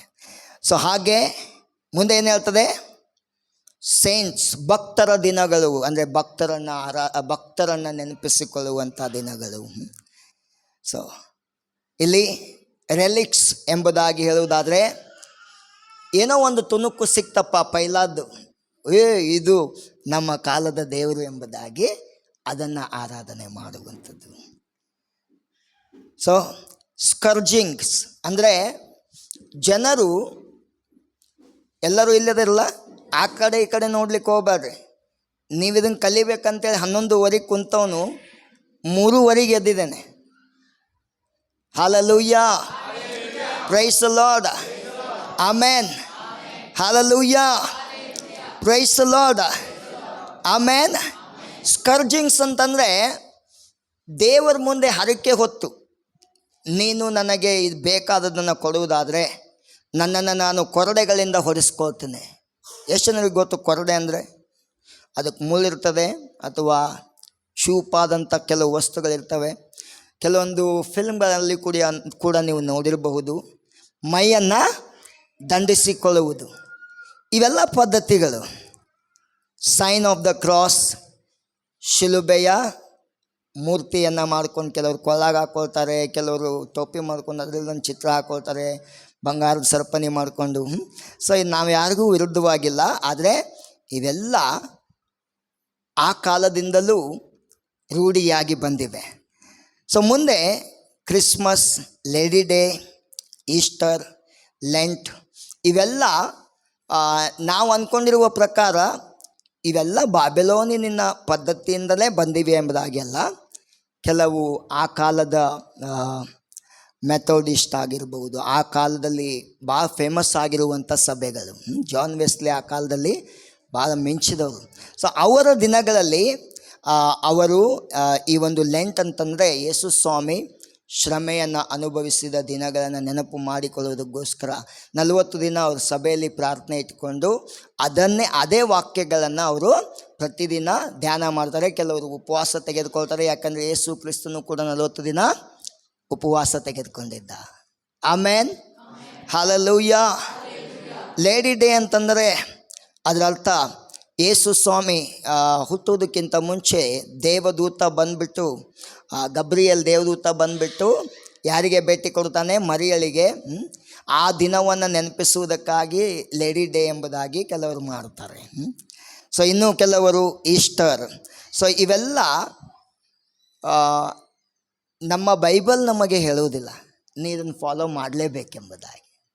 ಮತ್ತು ನಮ್ಮ ಬೈಬಲ್ ನಮಗೆ ಇದಕ್ಕೆ ಅಡ್ಡಿ ಮಾಡಂತನೂ ಹೇಳುವುದಿಲ್ಲ. ಆಮೇನ್, ಹಾಲೆಲೂಯಾ, ಪ್ರೈಸ್ ದ ಲಾರ್ಡ್. ನಮಗೆ ಬೈಬಲ್ ಏನು ಕಲಿಸ್ತದೆ ಅಂತಂದರೆ, ನಾವು ಸಮಾಧಾನದ ಸುವಾರ್ತೆಯನ್ನು ಹೊತ್ತುಕೊಂಡು ಹೋಗುವವರು, ಎಚ್ಚರವಾಗಿರೋರು. ಒಂದು hallelujah, praise the lord. So ಇವನ್ನೆಲ್ಲ ಯಾಕೆ ಹೇಳ್ತಾ ಇದ್ದೀನಿ ಅಂತಂದರೆ, ನಾವು ಕೆಲವು ಜನರ ಜೀವಿತದಲ್ಲಿ ಇಂಥವುಗಳನ್ನೆಲ್ಲ ನೋಡ್ತೇವೆ. ಆದರೆ ನಾವು ಇಂಥ ಸಭೆಗಳಿಗೆ ಬರುವಾಗ ಇವುಗಳನ್ನು ನೋಡುವುದಿಲ್ಲ. ನಿಮಗೆ ಕನ್ಫ್ಯೂಷನ್ ಉಂಟಾಗ್ಬೋದು, ಅವರೊಂದು ಬೇರೆ ಇದ್ದಾರಲ್ರಿ, ನೀವು ಬೇರೆ ಇದ್ದಿರಲ್ಲ ಎಂಬುದಾಗಿ. ಸೊ ನಮಗೆ ಯೇಸು ಸ್ವಾಮಿ ಹೇಳಿದ್ದೇನಪ್ಪ ಅಂತಂದರೆ, ನಾನು ನನ್ನ ಶಿಷ್ಯರಿಗೆ ಏನು ಕಲಿಸ್ಕೊಟ್ಟಿದ್ದೀನಲ್ಲ ಅವ್ರು ನಿಮಗೆ ಬಂದು ತಿಳಿಸ್ತಾರೆ. ಅವರು ಪುಸ್ತಕದಲ್ಲಿ ನನ್ನ ಮಾತುಗಳನ್ನು ಬರೆದಿದ್ದಾರೆ ಮತ್ತು ಅವರು ನನ್ನ ಸೇವೆ ಮಾಡಿದ್ದಾರೆ. ನೀವು ಅವರನ್ನು ಓದ್ರಿ, ಅವ್ರನ್ನ ಅಭ್ಯಾಸ ಮಾಡಿರಿ, ಅವರು ಹೇಳಿದ ಹಾಗೆ ನಡೆದುಕೊಳ್ರಿ. ಆಮೇನ್. ಏನಾದರೂ ಕಲಿತಾ ಇದ್ದೀವ? ಹೊಸದನ್ನು ಕಲಿತಾ ಇದ್ದೀವ? ಇದು ಒಂದು ಸಣ್ಣ ಚರಿತ್ರೆ ನಡೆದಂಥದ್ದು. ಆ ಸಮಯದಲ್ಲಿ ಆದಂಥ ಘಟನೆಗಳು ಈಗಲೂ ಕೂಡ ರೂಢಿಯಲ್ಲಿವೆ. ಅವುಗಳಿಗಾಗಿ ಯಾರೂ ಕೂಡ ತಲೆ ಕೆಡಿಸ್ಕೊಳ್ಳುವಂಥ ಅವಶ್ಯಕತೆ ಇಲ್ಲ. ದೇವರಿಗೆ ಬೇಕಾಗಿರುವುದು ಹೃದಯ. ನೀನು ಇಲ್ಲಿ ಬರುವುದಕ್ಕಿಂತ ಮುಂಚೆ ನಾನು ನನ್ನ ಯೇಸುವಿನ ಶ್ರಮೆಯನ್ನು ಆರಾಧನೆ ಮಾಡ್ತೇನೆ ಅಂತೇಳಿ ನಿರ್ಧಾರ ಮಾಡಿ ಬಂದಿದ್ದರೆ ನಿಶ್ಚಯವಾಗಿ ದೇವರು ನಿನ್ನನ್ನು ಮುಟ್ತಾನೆ. ಸುಮ್ಮನೆ ಅಲ್ಲಿ ಬರೋದಕ್ಕಿಂತ ಮುಂಚೆನೇ ಅಯ್ಯೋ ಅಲ್ಲಿ ಏನೋ ಎಂಬುದಾಗಿ ಕನ್ಫ್ಯೂಷನ್ ನಿನಗಿದ್ರೆ ನಿನ್ನ ಜೀವಿತದಲ್ಲಿ ಏನೂ ಆಗೋದಿಲ್ಲ, ನೀನು ಏನೂ ಹೊಂದ್ಕೊಳ್ಳಿಕ್ಕೆ ಆಗೋದಿಲ್ಲ. ಆಮೇನ್. ಆಮೇನ್, ಹಲ್ಲೆಲೂಯ. ಈಗ ನಾವು ಈ 2 ವಾಕ್ಯದಲ್ಲಿ ನೋಡಿದ್ದೇವೆ, ಯೇಸು ಸ್ವಾಮಿ ತನ್ನ ಪ್ರಾಣವನ್ನು ಕೊಟ್ಟಿದ್ದು ಸುಮ್ಮನೆ ಅಲ್ಲ. ಈ ಶಾಸ್ತ್ರದಲ್ಲಿ ಯಾವ ರೀತಿಯಾಗಿ ಬರೆದಿದೆಯೋ ಅದೇ ರೀತಿಯಾಗಿ ತನ್ನ ಪ್ರಾಣವನ್ನು ಕೊಟ್ಟಿದ್ದಾನೆ. ಮುಂದೆ ನಾವು ಲೂಕನು ಬರೆದ ಸುವಾರ್ತೆಯಲ್ಲಿ 23ನೇ ಅಧ್ಯಾಯ 1ರಿಂದ 25ನೇ ವಚನದವರೆಗೆ ಸ್ವಲ್ಪ ಓದಿಕೊಳ್ಳೋಣ. ಅವುಗಳನ್ನ ಓದುವಾಗ ಎಲ್ಲರೂ ಅದರಲ್ಲಿ ತೆರೀರಿ, ಬೇಗನೆ ಓದಲಿಕ್ಕೆ ಹೋಗಬೇಡ್ರಿ. ನೀವು ಅದನ್ನ ಓದುವಾಗ ಹೇಳಿ ಓದ್ರಿ. ಮತ್ತಾಯನು ಲೂಕನು ಬರೆದ ಸುವಾರ್ತೆ 23ನೇ ಅಧ್ಯಾಯ 1ರಿಂದ 25 ಅಂಥೇಳಿ ಓದಿ ಹೇಳಿ ಓದ್ರಿ. ಆಗ ಎಲ್ಲರೂ ತೆಗೆದಿರ್ತಾರೆ ಎಂಬುದಾಗಿ ನನ್ನ ನಂಬಿಕೆ. ಲೂಕನ ಬರೆದ ಸುವಾರ್ತೆ 23ನೇ ಅಧ್ಯಾಯ 1ನೇ ವಾಕ್ಯದಿಂದ, ಅಲ್ಲಿ ಕೂಡಿದ್ದವರೆಲ್ಲರೂ ಎದ್ದು ಆತನನ್ನು ಪಿಲಾತನ ಬಳಿಗೆ ತೆಗೆದುಕೊಂಡು ಹೋಗಿ, ಇವನು ತಾನೇ ಕ್ರಿಸ್ತನೆಂಬ ಒಬ್ಬ ಅರಸನಾಗಿದ್ದಾನೆಂದು ಹೇಳುತ್ತಾ ಕೈಸರನಿಗೆ ತೆರಿಗೆ ಕೊಡಬಾರದೆಂದು ಬೋಧಿಸುತ್ತಾ, ನಮ್ಮ ದೇಶದವರ ಮನುಷ್ಯನು ಕೆಡಿಸುವುದನ್ನು ನಾವು ಕಂಡೆವು ಎಂಬುದಾಗಿ ಆತನ ಮೇಲೆ ದೂರು ಹೇಳುವುದಕ್ಕೆ ತೊಡಗಿದರು. ಪಿಲಾತನು ಆತನನ್ನು, ನೀನು ಯಹೂದ್ಯರ ಅರಸನು ಹೌದೋ ಎಂದು ಹೇಳಲು ಆತನು, ನೀನೇ ಹೇಳಿದ್ದಿ ಎಂದು ಉತ್ತರ ಕೊಟ್ಟನು. ಪಿಲಾತನು ಮಹಾಯಾಜಕರಿಗೂ ಜನರ ಗುಂಪಿಗೂ, ಈ ಮನುಷ್ಯನಲ್ಲಿ ನನಗೆ ಯಾವ ಅಪರಾಧವೂ ಕಾಣಿಸುವುದಿಲ್ಲವೆಂದು ಹೇಳಿದನು. ಅದಕ್ಕೆ ಅವರು, ಗಲಿಲಾಯದಲ್ಲಿ ಪ್ರಾರಂಭ ಮಾಡಿ ಇಲ್ಲಿಯವರೆಗೂ ಯೂದಾಯ ಸೀಮೆಯಲ್ಲೆಲ್ಲ ಇವನು ಬೋಧನೆ ಮಾಡುತ್ತಾ ಜನರ ಮನಸ್ಸನ್ನು ಕದಲಿಸುತ್ತಾನೆ ಎಂದು ಇನ್ನೂ ಒತ್ತಿ ಹೇಳಿದರು. ಇದನ್ನು ಪಿಲಾತನು ಕೇಳಿ, ಈ ಮನುಷ್ಯನು ಗಲಿಲಾಯದವನೋ ಎಂದು ವಿಚಾರಿಸಿ, ಇವನು ಹೆರೋದನ ಅಧಿಕಾರಕ್ಕೆ ಒಳಪಟ್ಟವನು ಎಂದು ತಿಳ್ಕೊಂಡು ಆತನನ್ನು ಹೆರೋದನ ಬಳಿಗೆ ಕಳುಹಿಸಿದರು. ಹೆರೋದನು ಆ ದಿವಸಗಳಲ್ಲಿ ಯೆರೂಸಲೇಮಿನಲ್ಲೇ ಇದ್ದನು. ಹೆರೋದನು ಯೇಸುವನ್ನು ನೋಡಿದಾಗ ಬಹಳ ಸಂತೋಷಪಟ್ಟನು, ಯಾಕೆಂದರೆ ಆತನ ವಿಷಯವಾಗಿ ಅನೇಕ ಸಂಗತಿಗಳನ್ನು ಕೇಳಿದ್ದರಿಂದ ಆತನನ್ನು ಕಾಣಬೇಕೆಂದು ಬಹುಕಾಲದಿಂದ ಅಪೇಕ್ಷಿಸುತ್ತಿದ್ದನು. ಆತನಿಂದ ಯಾವುದಾದರೂ ಒಂದು ಸೂಚಕ ಕಾರ್ಯವಾಗುವುದನ್ನು ನೋಡಬೇಕೆಂದು ನಿರೀಕ್ಷಿಸಿದನು. ಆದರೆ ಅವನು ಅನೇಕ ಮಾತುಗಳಿಂದ ಆತನನ್ನು ಪ್ರಶ್ನಿಸಿದಾಗ್ಯೂ ಆತನು ಅವನಿಗೆ ಏನೂ ಉತ್ತರ ಕೊಡಲಿಲ್ಲ. ಮಹಾಯಾಜಕರು ಶಾಸ್ತ್ರಿಗಳು ನಿಂತುಕೊಂಡು ಆತನ ಮೇಲೆ ಬಹುಬಲವಾಗಿ ದೂರು ಹೇಳುತ್ತಿದ್ದರು. ಕಡೆಗೆ ಹೆರೋದನು ತನ್ನ ಸಿಪಾಯಿಗಳನ್ನು ಕೂಡಿಕೊಂಡು ಆತನನ್ನು ತಿರಸ್ಕರಿಸಿ ಹಾಸ್ಯ ಮಾಡಿ ಶೋಭಾಯಮಾನವಾದ ಉಡುಪನ್ನು ಹಾಕಿಸಿ ಪಿಲಾತನ ಬಳಿಗೆ ತಿರುಗಿ ಕಳುಹಿಸಿಕೊಟ್ಟನು. ಅದೇ ದಿನದಲ್ಲಿ ಹೆರೋದನು ಪಿಲಾತನನ್ನು ಒಬ್ಬರಿಗೊಬ್ಬರು ಸ್ನೇಹಿತರಾದರು, ಅದಕ್ಕಿಂತ ಮೊದಲು ವೈರಿಗಳಾಗಿದ್ದರು. ತರುವಾಯ ಪಿಲಾತನು ಮಹಾಯಾಜಕರನ್ನು, ಅಧಿಕಾರಿಗಳನ್ನು, ಪ್ರಜೆಗಳನ್ನು ಒಟ್ಟಾಗಿ ಕರೆಸಿ ಅವರಿಗೆ, ಈ ಮನುಷ್ಯನು ಪ್ರಜೆಗಳನ್ನು ತಿರುಗಿ ಬೀಳುವಂತೆ ಮಾಡುವವನು ಎಂದು ಇವನನ್ನು ನನ್ನ ಬಳಿಗೆ ತಂದಿದ್ದಾರಲ್ಲ. ನೀವು ಇವನ ಮೇಲೆ ತಂದ ದೂರುಗಳ ವಿಷಯವಾಗಿ ನಾನು ನಿಮ್ಮ ಮುಂದೆ ವಿಚಾರಣೆ ಮಾಡಿದರೂ ಇವನಲ್ಲಿ ಒಂದು ತಪ್ಪಾದರೂ ನನಗೆ ಕಾಣಲಿಲ್ಲ, ಹೆರೋದನಿಗಾದರೂ ಕಾಣಲಿಲ್ಲ. ಅವನು ಇವನನ್ನು ಹಿಂತಿರುಗಿ ನಮ್ಮ ಬಳಿಗೆ ಕಳುಹಿಸಿದನಲ್ಲ. ಇವನು ದಂಡನೆಗೆ ಯೋಗ್ಯವಾದದ್ದೆಂದನು ಮಾಡಿದವನೆಲ್ಲವೆಂದಾಯಿತು. ಆದದರಿಂದ ನಾನು ಇವನನ್ನು ಹೊಡಿಸಿ ಬಿಡುತ್ತೇನೆ ಎಂದು ಹೇಳಿದನು. ಆದರೆ ಅವರು ಅವನನ್ನು ಕೊಲ್ಲಿಸು, ನಮಗೆ ಬರಬ್ಬನನ್ನು ಬಿಟ್ಟುಕೊಡು ಎಂದು ಒಟ್ಟಾಗಿ ಕೂಗಿದರು. ಈ ಬರಬ್ಬನನ್ನು ಆ ಪಟ್ಟಣದಲ್ಲಿ ನಡೆದ ಒಂದಾನೊಂದು ದಂಗೆಯ ನಿಮಿತ್ತವಾಗಿಯೂ ಕೊಲೆಯ ನಿಮಿತ್ತವಾಗಿಯೂ ಸೆರೆಮನೆಯಲ್ಲಿ ಹಾಕಿದ್ದರು. ಪಿಲಾತನು ಯೇಸುವನ್ನು ಬಿಡಿಸಬೇಕೆಂದು ಮನುಷ್ಯನವನಾಗಿದ್ದು ತಿರುಗಿ ಅವರ ಸಂಗಡ ಮಾತಾಡಿದನು.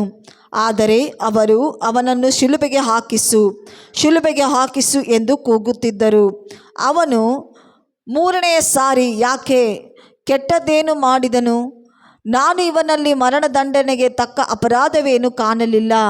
ಆದದರಿಂದ ಇವನನ್ನು ಹೊಡಿಸಿ ಬಿಟ್ಟು ಬಿಡುತ್ತೇನೆ ಎಂದು ಅವರಿಗೆ ಹೇಳಿದನು. ಆದರೆ ಅವರು ದೊಡ್ಡ ಕೂಗಾಟ ಮಾಡುತ್ತಾ ಅವನನ್ನು ಶಿಲುಬೆಗೆ ಹಾಕಿಸಬೇಕೆಂದು ಕೇಳಿಕೊಂಡು ಬಲವಂತ ಮಾಡಿದರು. ಅವರ ಕೂಗಾಟವು ಗೆದ್ದಿತು.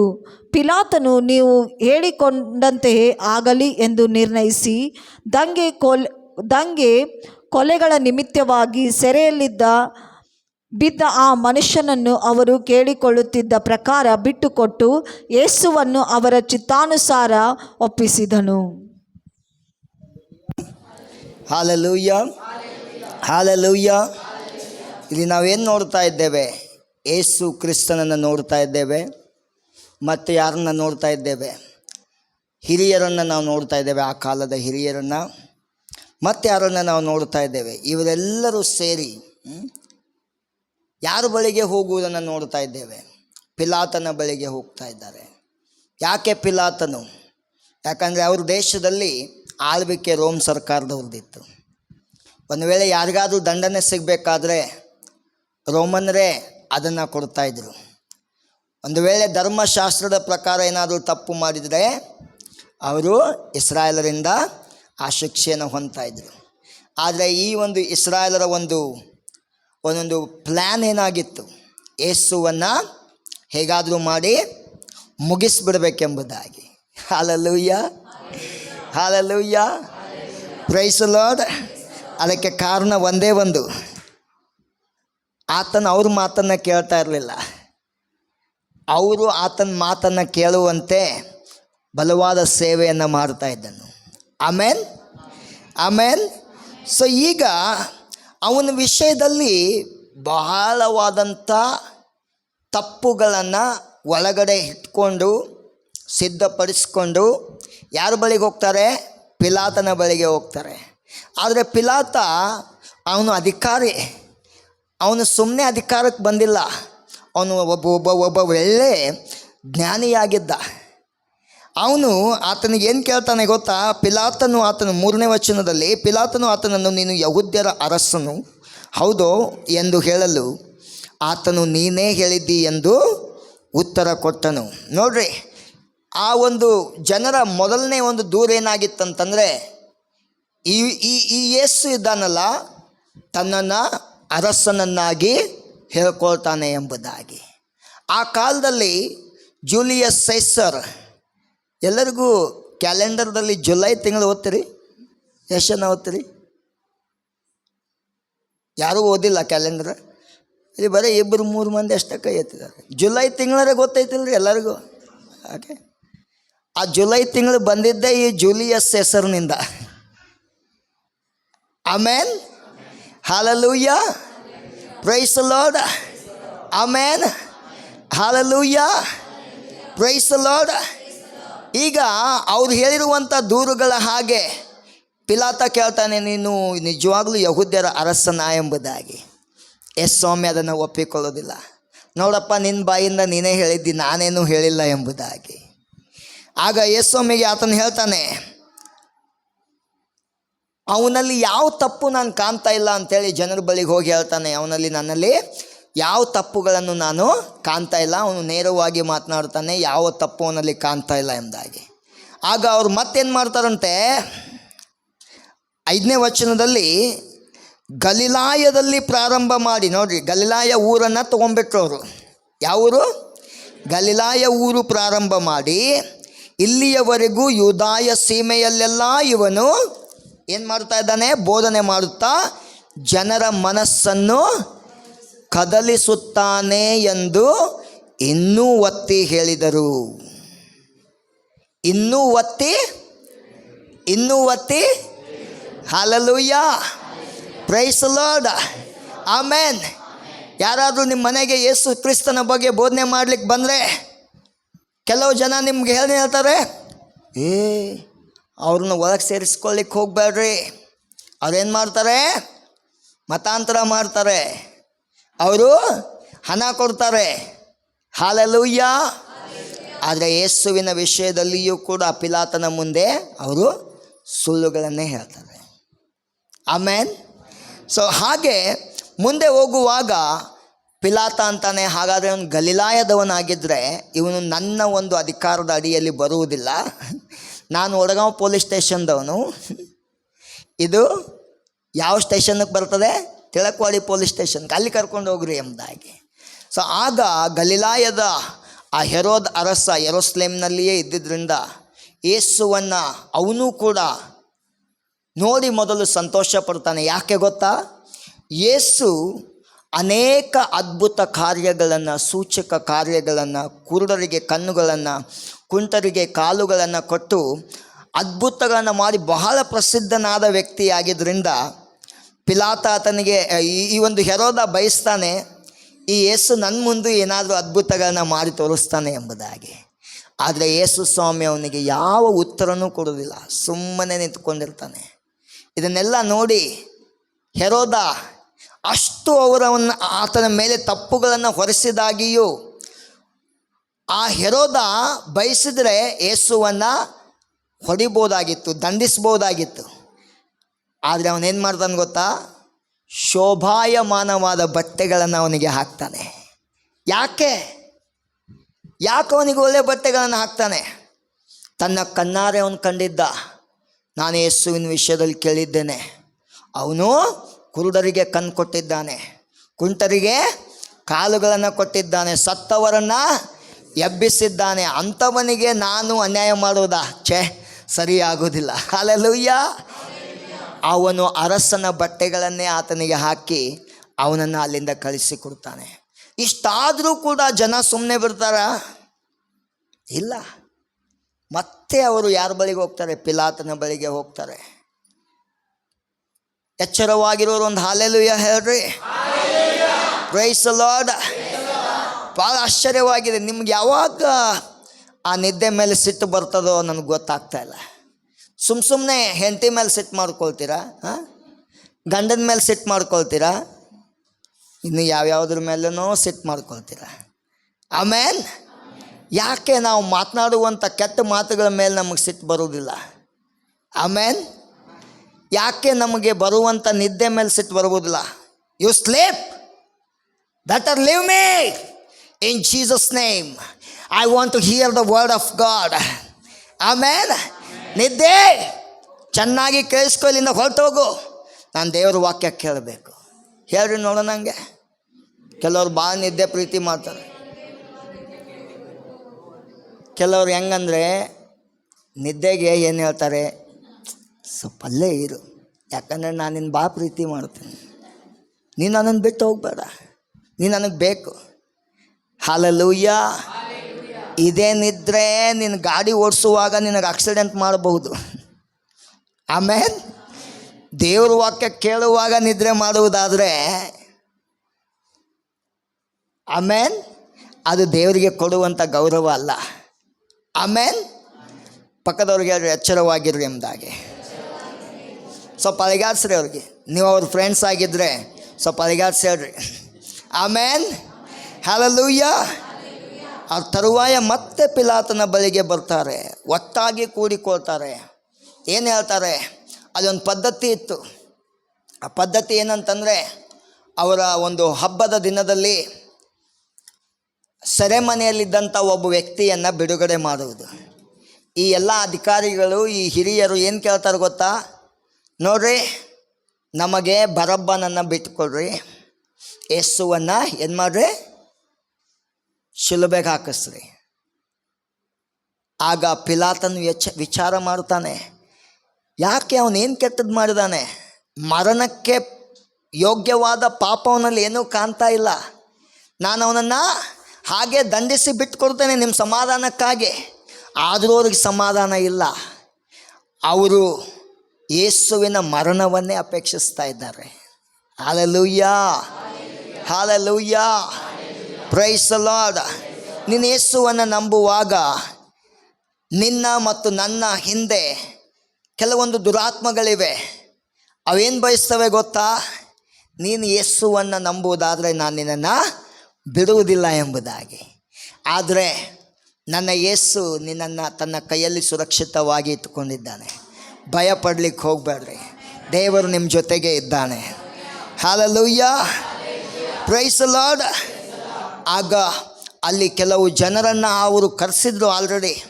ಅವರೆಲ್ಲ ಕೂಗ್ತಾರೆ, ಯೇಸುವನ್ನು ಶಿಲುಬೆಗೆ ಹಾಕು, ಶಿಲುಬೆಗೆ ಹಾಕು, ಶಿಲುಬೆಗೆ ಹಾಕ್ರಿ ಎಂಬುದಾಗಿ. ಆಗ ಪಿಲಾತ ಇಷ್ಟೆಲ್ಲ ಜನರು ಕೂಗ್ತಾ ಇರುವಾಗ ತಾನೇನು ಮಾಡಬೇಕು? ಅವರ ಮಾತಿನಂತೆ ಯೇಸುವನ್ನು ಅವ್ರು ಏನು ಮಾಡಿದರು? ಶಿಲುಬೆಗೆ ಹಾಕ್ತಾರೆ. ಹಲ್ಲೆಲೂಯ. ಆದರೆ ಯೇಸು ಏನು ಹೇಳಿದ್ದ? ನಾನು ಶಾಸ್ತ್ರದಲ್ಲಿ ಬರೆದಿರುವಂತೆ ನನ್ನ ಪ್ರಾಣವನ್ನು ಕೊಡ್ತಾ ಇದ್ದೇನೆ. ಯೇಸುವನ್ನು ಇದಕ್ಕಿಂತ ಮುಂಚೆ ಅವರು ಹೊಡಿಲಿಕ್ಕೆ ಪ್ಲ್ಯಾನ್ ಮಾಡೇ ಇಲ್ವಾ? ಯೋಚನೆ ಮಾಡಿರಿ. ಯೇಸು ಕ್ರಿಸ್ತನನ್ನು ಈ ಜನರು ಮೊದಲು ಎಂದೂ ಕೂಡ ಪ್ಲ್ಯಾನ್ ಮಾಡಿರಲಿಲ್ವಾ ಹೊಡಿಲಿಕ್ಕಾಗಿ? ಆದರೆ ಅವರಿಗೆ ಹೊಡಿಲಿಕ್ಕಾಗಲಿಲ್ಲ. ಯಾಕಂದರೆ ಯೇಸು ಕ್ರಿಸ್ತನ ಪ್ರಾಣ ಹಾಗೆ ಹೋಗುವುದು ದೇವರ ವಾಕ್ಯದಲ್ಲಿ ಬರೆದಿರಲಿಲ್ಲ. ಅವನು ಎಲ್ಲ ಜನರ ಪಾಪಗಳಿಗಾಗಿ ತನ್ನನ್ನು ಯಜ್ಞ ಮಾಡಬೇಕು ಎಂಬುದಾಗಿ ಬರೆಯಲ್ಪಟ್ಟಿತ್ತು.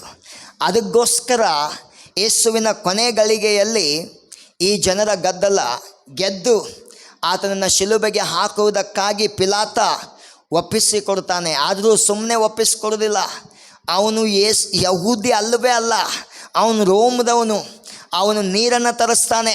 ಎಲ್ಲ ಜನರ ಮುಂದೆ ಹೇಳ್ತಾನೆ, ನೋಡ್ರಿ, ನಮ್ಮ ಸರ್ಕಾರ ಎಂದೂ ಹೇಳುವುದಿಲ್ಲ ನಿರ್ದೋಷ ವ್ಯಕ್ತಿಗೆ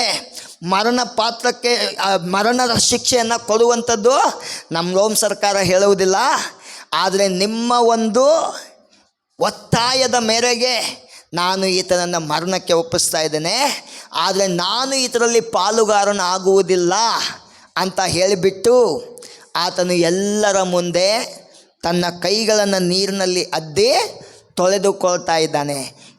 ಈ ನಿರ್ದೋಷ ವ್ಯಕ್ತಿಯ ಆ ರಕ್ತಪಾತದ ಅಪರಾಧ ನನ್ನ ಮೇಲೆ ಬರುವುದು ಬೇಡ ಎಂಬುದಾಗಿ ಅವನು ಹೇಳ್ತಾ ಇದ್ದಾನೆ. Hallelujah, hallelujah. ಇದನ್ನು ಓದುವಾಗ ಏನು ನೋಡ್ತಾ ಇದ್ದೇವೆ?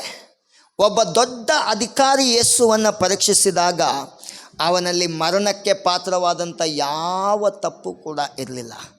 ಆದರೆ ಯೇಸುವನ್ನು ಅವರೇನು ಮಾಡ್ತಾರೆ? ಆ ಮಾತಿನ ಮೇರೆಗೆ ಬೆಳಗ್ಗೆ 9 ಗಂಟೆಯಿಂದ ಅವನಿಗೆ ಶಿಲುಬೆಯನ್ನು ಹೊರಿಸ್ತಾರೆ. ಕೆಲವರು ಹೇಳ್ತಾರೆ ಅದು ಸುಮಾರು 50 kg ತೂಕವಾಗಿತ್ತು ಎಂಬುದಾಗಿ. ಯೇಸುವಿಗೆ ಹೊರಿಸಿರುವಂಥ ಶಿಲುಬೆ ಅವನೇ ಹೊರಬೇಕು. ಅದನ್ನು ಹೊತ್ತುಕೊಂಡು ಎಲ್ಲಿ ಹೋಗ್ತಾನೆ? ಆತನು ಮೋರಿಯಾ ಬೆಟ್ಟಕ್ಕೆ ಹೋಗ್ತಾ ಇದ್ದಾನೆ. ಹೋಗುವಾಗ ಜನ ಏನು ಮಾಡ್ತಾರಂತೆ? 27ನೇ ವಚನದಲ್ಲಿ ಹೋದರೆ 27ರಿಂದ 31ರವರೆಗೆ,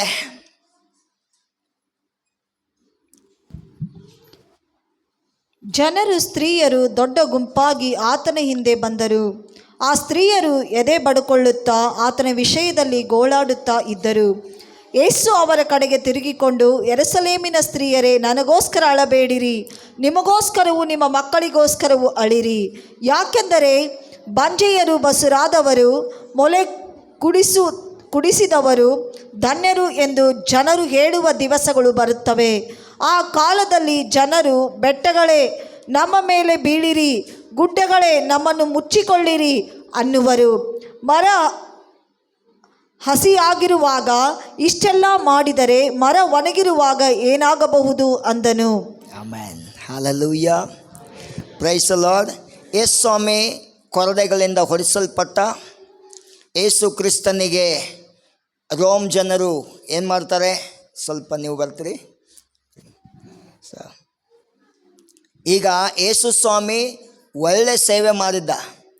ಆದರೆ ರೋಮನ್ನರ ಕೈಯಲ್ಲಿ, ಸಿಪಾಯಿಗಳ ಕೈಯಲ್ಲಿ ಯೇಸುವನ್ನು ಒಪ್ಪಿಸಿದಾಗ ಸಿಪಾಯಿಗಳೇನು ಮಾಡ್ತಾರೆ? ಅವಂಗೆ ಅಪಹಾಸ್ಯ ಮಾಡ್ತಾರೆ. ದೊಡ್ಡ ಒಂದು ಗುಂಪು ಎಲ್ಲ ಕೂಡಿಕೊಂಡು ಆಮೇಲೆ ಯೇಸುವನ್ನು ಹೀಗೆ ನಿಲ್ಲಿಸಿ ಅವನಿಗೆ ಒಂದು ಬಟ್ಟೆಯನ್ನು ಹಾಕಿ, ಅರಸನ ಬಟ್ಟೆಯನ್ನು ಹಾಕಿ, ಅವನಿಗೆ ಯಾವ ಕಿರೀಟ ಹಾಕಬೇಕಾಗಿತ್ತು? ಅರಸನಿಗೆ ಬಂಗಾರದ ಕಿರೀಟವನ್ನು ಹಾಕಬೇಕಾಗಿತ್ತು. ಅದಕ್ಕೆ ಬದಲಾಗಿ ಮುಳ್ಳಿನ ಕಿರೀಟವನ್ನು ಹೆಣೆದು ಅವನಿಗೆ ಹಾಕಿ, ಜಾಲಿ ಮುಳ್ಳು, ಭಾಳ ವಿಷ, ಅದನ್ನು ಹಾಕಿ ಅವನಿಗೆ ಅದನ್ನು ಕುತ್ಕೊಳ್ಳಿಲ್ಲ, ಅದನ್ನು ಬೆತ್ತದಿಂದ ಹೊಡೆದ್ರು. ಆಗ ಆ ಮುಳ್ಳುಗಳು ಅವನ ತಲೆಯಲ್ಲಿರುವಂಥ ನರಗಳ ಒಳಗಡೆ ಹೋಗಿ ಅಲ್ಲಿಂದ ಕೂಡ ರಕ್ತ ಹರಿಲಿಕ್ಕೆ ಪ್ರಾರಂಭವಾಯಿತು. ಆಗ ಅವನ ಕೈಯಲ್ಲಿ ಒಂದು ಅಧಿಕಾರದ ದಂಡ ರಾಜನಿಗಿರ್ತದಲ್ಲ, ಅದಕ್ಕೆ ಬದಲಾಗಿ ಒಂದು ಕೋಲನ್ನು ಅವನ ಕೈಯಲ್ಲಿ ಕೊಟ್ಟು ಅವನನ್ನು ನಿಲ್ಲಿಸಿ ಎಲ್ಲ ಜನ ಏನು ಮಾಡ್ತಾ ಇದ್ದಾರೆ? ಯಹೂದ್ಯರ ಅರಸನೇ ನಿನಗೆ ನಮಸ್ಕಾರ ಎಂಬುದಾಗಿ ಅವನಿಗೆ ಅಪಹಾಸ್ಯ ಮಾಡ್ತಾ ಇದ್ದಾರೆ. ಎಷ್ಟು ಜನರು? ಸುತ್ತಲೂ ಪಟಾಲಮನ್ನೆಲ್ಲ ಅಂದರೆ ಅವನ ಸೈನ್ಯ ದಳವನ್ನೆಲ್ಲ ಅಲ್ಲಿ ತರಿಸಿದ್ದ ರೋಮ್ ಸರ್ಕಾರದ ಜನರು. ಹಾಲೆಲೂಯ. ಅವನಿಗೆ ಅಪಹಾಸ್ಯ ಮಾಡಿದರು.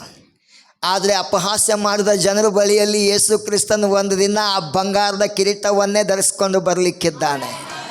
ಆಮೇಲೆ ಕೈಯಲ್ಲಿ ರಾಜದಂಡವನ್ನು ಹಿಡಿದುಕೊಂಡೇ ಬರಲಿಕ್ಕಿದ್ದಾನೆ. ಆಮೇಲೆ ಆಗ ರೋಮ್ ಆಗಲಿ ಅಲ್ಲಿ ನೋಡುವಂಥ ಜನ ಎಲ್ಲ ಎದೆ ಬಡ್ಕೊಳ್ತಾರೆ, ಅಯ್ಯೋ ಕೊನೆಗೂ ಈತನು ಬಂದು ಬಿಟ್ಟನಲ್ಲ ಎಂಬುದಾಗಿ. ಆದರೆ ಆ ಕಾಲದಲ್ಲಿ ಅವರು ಅವನಿಗೆ ಅಪಹಾಸ್ಯ ಮಾಡಿದರು. ಯಾರು? ಎಲ್ಲ ಜನ. ಅಷ್ಟಾಗಿಯೂ ಅವನಿಗೆ ಕೊರಡೆಗಳಿಂದ ಹೊಡೆದರು. ಅವನನ್ನು ಮತ್ತೆ ಅವೆಲ್ಲ ಬಟ್ಟೆಗಳನ್ನು ಕಿತ್ತುಕೊಂಡು ಆತನಿಗೆ ಶಿಲುಬೆಯನ್ನು ಹೊರಿಸಿ ಆತನನ್ನು ಆ ಬೆಟ್ಟದ ಕಡೆಗೆ ತೆಗೆದುಕೊಂಡು ಹೋದರು. ಈಗ ಯೇಸುವನ್ನು ಅವರು ಹೊಡೆದುಕೊಂಡು ಹೋಗುವಾಗ ಸ್ತ್ರೀಯರು ಬರ್ತಾ ಇದ್ದಾರೆ.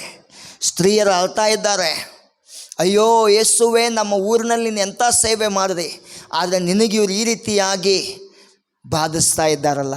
Hallelujah, praise the Lord. ಆದರೆ ಯೇಸು ಸ್ವಾಮಿ ಎಲ್ಲಿಯೂ ಒಂದೀಟು ಕೂಡ ಭಯ ಪಡ್ತಾ ಇಲ್ಲ. ಅವ್ರಿಗೆ ಹೇಳ್ತಾ ಇದ್ದಾನೆ, ನನಗೋಸ್ಕರ ಅಳಬೇಡ್ರಿ, ನಿಮಗೋಸ್ಕರ ಅಳ್ರಿ, ನಿಮ್ಮ ಮಕ್ಕಳಿಗೋಸ್ಕರ ಅಳಿರಿ ಎಂಬುದಾಗಿ. ಯಾರಿಗೋಸ್ಕರ? ನಿಮಗೋಸ್ಕರ, ನಿಮ್ಮ ಮಕ್ಕಳಿಗೋಸ್ಕರ ಅಳಿರಿ. ಯಾಕಂದರೆ ಒಂದು ಕಾಲ ಬರ್ತದೆ ಅಂತೆ, ಆ ಕಾಲದಲ್ಲಿ ಬೆಟ್ಟಗಳೇ ನಮ್ಮ ಮೇಲೆ ಬೀಳಿರಿ, ಗುಡ್ಡಗಳೇ ನಮ್ಮನ್ನು ಮುಚ್ಚಿಕೊಳ್ಳಿರಿ ಅನ್ನುವರು. ಅನೇಕ ಸಲ ಯೆರೂಸಲೇಮಿನ ಮೇಲೆ ಮುತ್ತಿಗೆ ಹಾಕಲ್ಪಟ್ಟಾಗ ಮೊದಲು ಅವ್ರು ಏನು ಮಾಡ್ತಾಯಿದ್ರು ಅಂತಂದರೆ, ಅವರಿಗೆ ಬರುವಂಥ ಆಹಾರವನ್ನು ನಿಲ್ಲಿಸ್ಬಿಡ್ತಾಯಿದ್ರು. ನಿಲ್ಲಿಸ್ಬಿಡುವಾಗ 3 ದಿನ ಬಹುಶಃ ಅವ್ರ ಕಡೆ ಆಹಾರ ಇರ್ಬೋದು ಯೆರೂಸಲೇಮ್ ಊರಿನಲ್ಲಿ. ಆಮೇಲೆ ಆಹಾರ ಖಾಲಿಯಾದಾಗ ಒಬ್ಬೊಬ್ಬ ಮಗನು ಅಲ್ಲಿ ಸತ್ತ ಇಲ್ಲಿ ಸತ್ತ, ಎಲ್ಲ ಕಡೆ ಮಕ್ಕಳು ಏನಾಗ್ತಾಯಿದ್ರು? ಸತ್ತೋಗ್ತಾಯಿದ್ರು. ಅದನ್ನು ನೋಡುವಂಥ ಸ್ಥಿತಿ ಯಾವ ತಂದೆ ತಾಯಿಗಳಿಗೆ ಬದುಕಲಿಕ್ಕಾಗ್ತದೆ ಹೇಳ್ರಿ? ಹಾಲೆಲೂಯ. ಆಗ ಅನೇಕ ಜನ ಅಂತ ಇದ್ರಂತೆ, ಅಯ್ಯೋ ಬೆಟ್ಟ, ನೀನು ನನ್ನ ಮೇಲೆ ಬಿದ್ದುಬಿಡಪ್ಪ, ನಾನು ಸಾಯಬೇಕು. ಆ ಕಾಲ ಬರ್ತದೆ ಎಂಬುದಾಗಿ ಸ್ವಾಮಿ ಹೇಳ್ದ. ಅದಕ್ಕೆ ಈಗ ಅಲ್ರಿ, ಈಗ ಬೆಳಿಗ್ಗೆ ಅಲ್ರಿ, ಈಗ ದೇವರಲ್ಲಿ ಪ್ರಾರ್ಥನೆ ಮಾಡಿರಿ, ಈಗ ದೇವರಲ್ಲಿ ಭರವಸೆ ಇಡ್ರಿ, ಈಗ ಮೊಣಕಾಲಿನ ಮೇಲೆ ಬರ್ರಿ, ಈಗ ನಿಮಗೆ ಬೇಕಾದದನ್ನು ದೇವರಿಗೆ ತಿಳಿಸ್ರಿ. ಯಾರಿಗೋ ನಿಮಗೆ ಸಿಗದೇ ಇರುವುದಕ್ಕಾಗಿ, ಇನ್ನೊಬ್ಬನನ್ನು ನೀನು ತಪ್ಪು ಮಾಡಿದ್ದಕ್ಕಾಗಿ ನನ್ನ ಜೀವಿತದಲ್ಲಿ ಆಯ್ತು ಅಂತೇಳಿ ದೋಷಿಸ್ಲಿಕ್ಕೆ ಹೋಗಬೇಡ್ರಿ. Because of your failure don't accuse on your loved ones. ನಿಮ್ಮ ಒಂದು ಬೀಳುವಿಕೆಗಾಗಿ ಅಥವಾ ನಿಮ್ಮ ಒಂದು ಸಕ್ಸಸ್ ಇಲ್ಲದೆ ಇರುವುದರಲ್ಲಿ ಬೇರೆಯವರಿಗೆ ಬಟ್ಟೆಗಳನ್ನು ಮಾಡಿ ತೋರಿಸ್ಲಿಕ್ಕೆ ಹೋಗಬೇಡ್ರಿ. ಆಮೇಲೆ ಈಗ ಮತ್ತೊಂದು ಸಲ ನೀನು ಬರಬೇಕಪ್ಪ ಕಿರಣ್. ಯೇಸು ಸ್ವಾಮಿ ಏನು ಹೇಳ್ತಾನೆ? ಮರ ಹಸಿಯಾಗಿರುವಾಗ ಈ ಜನ ಏನು ಮಾಡಿದರು? ಹೀಗೆ ಮಾಡಿದರು. ಈಗ ಯಾರು ಒಬ್ಬ ಅಧಿಕಾರಿ ಬರ್ತೀರಾ? ಅಧಿಕಾರದಲ್ಲಿ ಯಾರು ಬರ್ಬೇಕಪ್ಪ? ಸುರೇಶ್ ಬರ್ರಿ, ಬೇಗ ಬರ್ರಿ, ಟೈಮ್ ಇಲ್ಲ.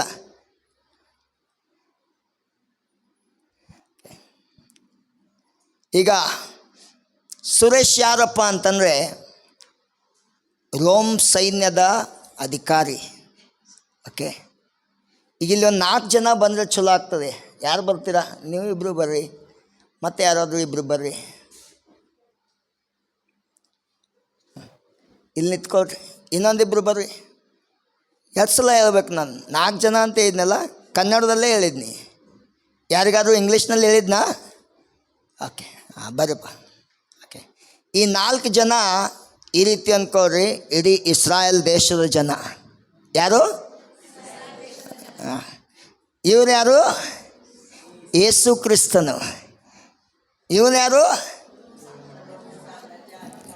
ಇವರು ಮಾಡಿದ ಗದ್ದಲಕ್ಕೆ ಇವನೇನು ಮಾಡಿಬಿಟ್ಟ? ಯೇಸುವನ್ನು ಶಿಲುಬೆಗೆ ಹಾಕಲಿಕ್ಕೆ ಒಪ್ಪಿಸ್ಬಿಟ್ಟ. ಆಮೇನ್, ಹಾಲೆಲೂಯ. ಯೇಸು ಯಾರು? ಹಸಿ ಮರ. ಅಂದರೆ ಯಾವಾಗಲೂ ಜೀವ ಇರುವಂಥ ಮರ. ಯಾವಾಗಲೂ ಅವನಿಂದ ಹೆರೋದ ಪಿಲಾತ ಎಷ್ಟೋ ದಿವಸಗಳಿಂದ ವೈರಿಗಳಾಗಿದ್ದರು. ಅವನನ್ನು ಅಲ್ಲಿ ತೆಗೆದುಕೊಂಡು ಹೋದಾಗ ಬೈಬಲ್ ಹೇಳ್ತದೆ, ಪಿಲಾತನು ಹೆರೋದನು ಆ ದಿನದಿಂದ ವೈರತ್ವ ಬಿಟ್ಟು ಸ್ನೇಹಿತರಾದರೆಂಬುದಾಗಿ. ಯೇಸು ಎಲ್ಲಿ ಹೋಗ್ತಾನೋ ಅಲ್ಲಿ ಸಮಾಧಾನ ಬರ್ತದೆ. ಯೇಸು ಎಲ್ಲಿ ಹೋಗ್ತಾನೋ ಅಲ್ಲಿ ವೈರತ್ವ ನಿಂತು ಹೋಗ್ತದೆ. ಯೇಸು ಯಾರ ಮನೆಗೆ ಬರ್ತಾನೋ ಆ ಯಾವ ಮನೆಗೂ ಅನ್ಯಾಯ ಆಗುವುದಿಲ್ಲ, ಆ ಮನೆಗಳಿಗೆ ಆಶೀರ್ವಾದನೇ ಆಗ್ತದೆ. ಆಮೇಲೆ ಯೇಸು ಸ್ವಾಮಿ ಹೇಳ್ತಾನೆ, ತನ್ನನ್ನೇ ಸೂಚಿಸಿಕೊಂಡು ಮರ ಹಸಿಯಾಗಿರುವಾಗಲೇ ಈ ಜನರು ಹೇಳಿರುವಂಥ ದೂರುಗಳ ನಿಮಿತ್ತ ಈ ಒಂದು ರೋಮ್ ಸರ್ಕಾರದ ರಾಜ ನನಗೆ ಹೀಗೆ ದಂಡಿಸುವುದಾಗಿದ್ದರೆ, ಮರ ಒಣಗಿರುವಾಗ ಏನು ಮಾಡಬೇಕು? ಹಲ್ಲೆಲೂಯಾ. ಏನು ತಪ್ಪಿಲ್ಲದಿದ್ದರೂ ಅವನಿಗೆ ಅಂಥ ದೊಡ್ಡ ಶಿಕ್ಷೆ. ಏನು ತಪ್ಪಿಲ್ಲದಿದ್ದರೂ ಅವನಿಗೆ ಅಂಥ ದೊಡ್ಡ ಶಿಕ್ಷೆ. ಇವರೆಲ್ಲ ಕೂಡ್ಕೊಂಡು, ನೀವಲ್ಲ, ಈ ಎಲ್ಲ ಯಹೂದ್ಯರು ಕೂಡ್ಕೊಂಡು ಅವನನ್ನು ಶಿಲುಬೆಗೆ ಹಾಕಿಸು. ಇವರು ಯಾರು?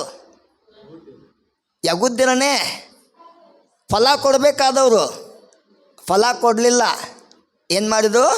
ಅದಕ್ಕೆ ಬದಲಾಗಿ ಕೆಟ್ಟದ್ದನ್ನು ಮಾಡಿ ಹಸಿ ಮರ ಇದ್ದವರು ಒಣಗಿದ ಮರ ಆಗಿಬಿಟ್ರು. ಹಲ್ಲೆಲೂಯಾ.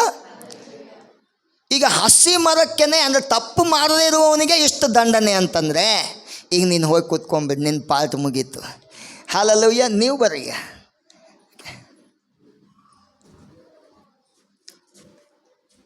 ಏನು ತಪ್ಪು ಮಾಡದೇ ಇರುವವನಿಗೆ ಇವ್ರು ಹೇಳಿರುವಂಥ ದೂರಿನ ನಿಮಿತ್ತ ಅಷ್ಟು ದೊಡ್ಡ ಶಿಕ್ಷೆ ಆದರೆ, ಇನ್ನು ಮರ ಒಣಗಿದಾಗ, ಹಲ್ಲೆಲೂಯಾ, ಮರ ಒಣಗಿರುವಾಗ ಏನಾಗಬಹುದು?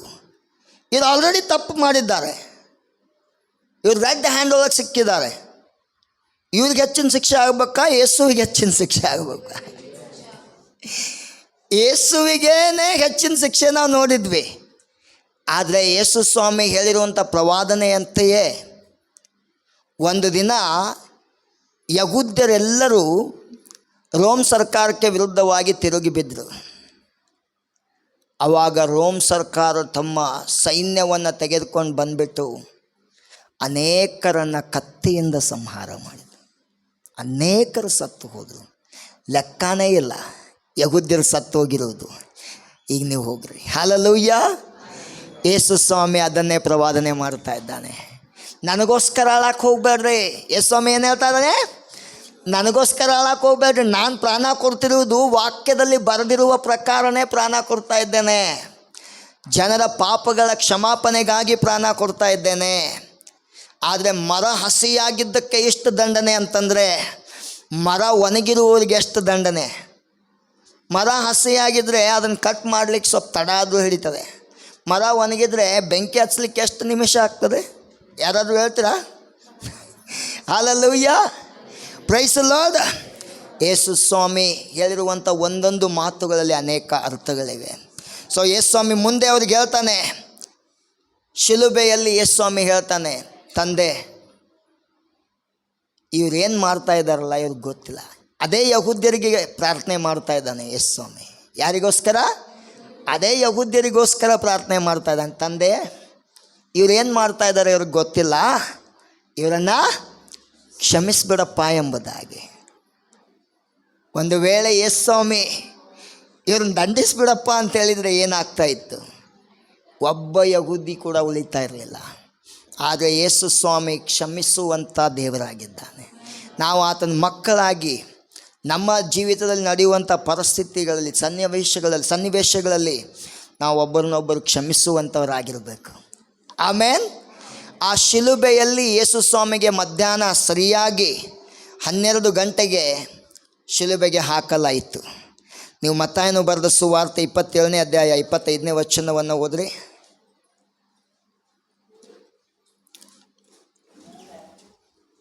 ಮತ್ತಾಯ 27 ಆಗುತ್ತದೆ ಎಂದು ತಿಳಿದು ನೀರು ತಕ್ಕೊಂಡು ಜನರ ಮುಂದೆ ಕೈ ತೊಳ್ಕೊಂಡು, ಈ ಪುರುಷನನ್ನು ಕೊಲ್ಲಿಸಿದ್ದಕ್ಕೆ ನಾನು ಸೇರಿದವನಲ್ಲ, ನೀವೇ ನೋಡಿಕೊಳ್ಳಿರಿ ಅನ್ನಲಾಗಿ ಜನರೆಲ್ಲ ಅವನನ್ನು ಕೊಲ್ಲಿಸಿದ್ದಕ್ಕೆ ನಾವು ನಮ್ಮ ಮಕ್ಕಳು ಉತ್ತರ ಕೊಡುತ್ತೇವೆ ಅಂದರು. ಓಕೆ, ಸಾಕಪ್ರಿ. ಅಂದರೆ ಯೇಸು ಸ್ವಾಮಿಯನ್ನು ಶಿಲುಬೆಗೆ ಹಾಕಿದಾಗ 12 ಗಂಟೆಯಾಗಿತ್ತು. ಅದನ್ನು ನಾನು ನಿಮ್ಗೆ ಆಮೇಲೆ ಹೇಳ್ತೇನೆ. 12 ಗಂಟೆಗೆ ಶಿಲುಬೆಗೆ ಹಾಕಿದರೆ ಬೈಬಲ್ ಹೇಳ್ತದೆ ಎಲ್ಲ ಕಡೆ ಕತ್ತಲಾಗಲಿಕ್ಕೆ ಪ್ರಾರಂಭವಾಯಿತು. 3 ಗಂಟೆಯವರೆಗೆ ಎಲ್ಲ ಕಡೆ ಮೋಡ ತುಂಬಿಕೊಂತು. ಭೂಮಿಯಲ್ಲೆಲ್ಲ ಯಾವ ರೀತಿಯಾದಂಥ ವಾತಾವರಣ ಅಂತಂದರೆ 3 ಗಂಟೆಗೆ ಈಗಲೇ ಸಂಜೆ ಆಗಿಬಿಟ್ಟಿದೆ ಏನೋ ಎಂಬುದಾಗಿ ಆ ರೀತಿಯಾದಂಥ ಮಬ್ಬು ಅಲ್ಲಿ ಹಿಡಿಯಿತು. 3 ಗಂಟೆಗೆ ಸರಿಯಾಗಿ ಯೇಸು ಸ್ವಾಮಿ ತನ್ನ ಪ್ರಾಣವನ್ನು ಕೊಡುವಾಗ ಒಂದು ಮಾತನ್ನು ಹೇಳ್ತಾನೆ, ಎಲಿ ಎಲಿ ಲಮಾ ಸಬಕ್ತಾನಿ ಎಂಬುದಾಗಿ. ಅಂದರೆ ನನ್ನ ದೇವರೇ ನನ್ನ ದೇವರೇ ನನ್ನ ಪ್ರಾಣವನ್ನು ನನ್ನನ್ನು ಯಾಕೆ ಕೈ ಬಿಟ್ಟಿದ್ದಿ ಎಂಬುದಾಗಿ. ಆದರೆ ಯೇಸು ಸ್ವಾಮಿಯನ್ನು ದೇವರು ಕೈ ಬಿಡಲಿಲ್ಲ. ಯೇಸು ಕ್ರಿಸ್ತನು ನಮ್ಮೆಲ್ಲರ ಪಾಪಗಳನ್ನು ತನ್ನ ಮೇಲೆ ಹಾಕಿಕೊಂಡಿದ್ದ. ಯಾರ ಮೇಲೆ? ತನ್ನ ಮೇಲೆ ಹಾಕಿಕೊಂಡಿದ್ದ. ಈಗ ಪಾಪಕ್ಕೆ ಶಿಕ್ಷೆ ಆಗಲೇಬೇಕು. ಅದೇನು? ಮರಣ. ಬೈಬಲ್ ಹೇಳ್ತದೆ 3 ಗಂಟೆಗೆ ಸರಿಯಾಗಿ ಯೇಸು ಸ್ವಾಮಿ 45ನೇ ವಚನ ಓದ್ರಿ. ಮಧ್ಯಾಹ್ನ 12 ಗಂಟೆಯಿಂದ 3 ಗಂಟೆಯವರೆಗೆ ದೇಶದ ಮೇಲೆಲ್ಲ ಕತ್ತಲೆ ಕವಿಯಿತು. ಸುಮಾರು 3 ಗಂಟೆಗೆ ಯೇಸು ನನ್ನ ದೇವರೇ ಯಾಕೆ ನನ್ನ ಕೈ ಬಿಟ್ಟಿದ್ದಿ ಎಂದು ಮಹಾಧ್ವನಿಯಿಂದ ಕೂಗಿದನು. ಸೊ ಮುಂದೆ ವಾಕ್ಯ ಹೇಳ್ತದೆ, ಆತನು ತನ್ನ ಪ್ರಾಣವನ್ನು ಬಿಟ್ಟನು. ದೇವರಿಗೆ ಯಜ್ಞವನ್ನು ಸಮರ್ಪಿಸುವಂಥ ಸಮಯ ಯಾವ ಗಂಟೆ? 3 ಗಂಟೆ. ಸಂಧ್ಯಾ ನೈವೇದ್ಯ ಅಂಥೇಳಿ ಶಬ್ದ ಕೇಳಿರ್ಬೋದಲ್ಲ ನೀವೆಲ್ಲರೂ. Hallelujah, price the lord. ಅಂದರೆ ಅದು ಮೊದಲನೇ ಸಂಜೆ. ಅದರ ನಂತರ ಬರುವಂಥ 6 ಗಂಟೆಯ ನಂತರ ಆಗುವಂಥ ಎಲ್ಲ ಸಂಗತಿಗಳು ಮತ್ತೊಂದು ಸಂಜೆ. ಈ ಒಂದು ಸಂಜೆ ಸಮಯದಲ್ಲಿ ಯೇಸು ಕ್ರಿಸ್ತನ್ ತನ್ನ ಪ್ರಾಣವನ್ನು ಕೊಡ್ತಾನೆ. ಸೊ ಕರೆಕ್ಟಾಗಿ ಶಾಸ್ತ್ರದಲ್ಲಿ ಬರೆದಿರುವ ಪ್ರಕಾರ ಯೇಸು ಕ್ರಿಸ್ತನು ತನ್ನ ಪ್ರಾಣವನ್ನು ಕೊಡ್ತಾನೆ. ನೀವು ಯೆಶಾಯನು ಬರೆದ ಪ್ರವಾದನೆ ಗ್ರಂಥ ಆಗ ತಾನೇ ಓದ್ತಾ ಇದ್ರಿ. 53ನೇ ಅಧ್ಯಾಯದಲ್ಲಿ ಏನು ಹೇಳ್ತಾ ಇದೆ ನೋಡ್ರಿ.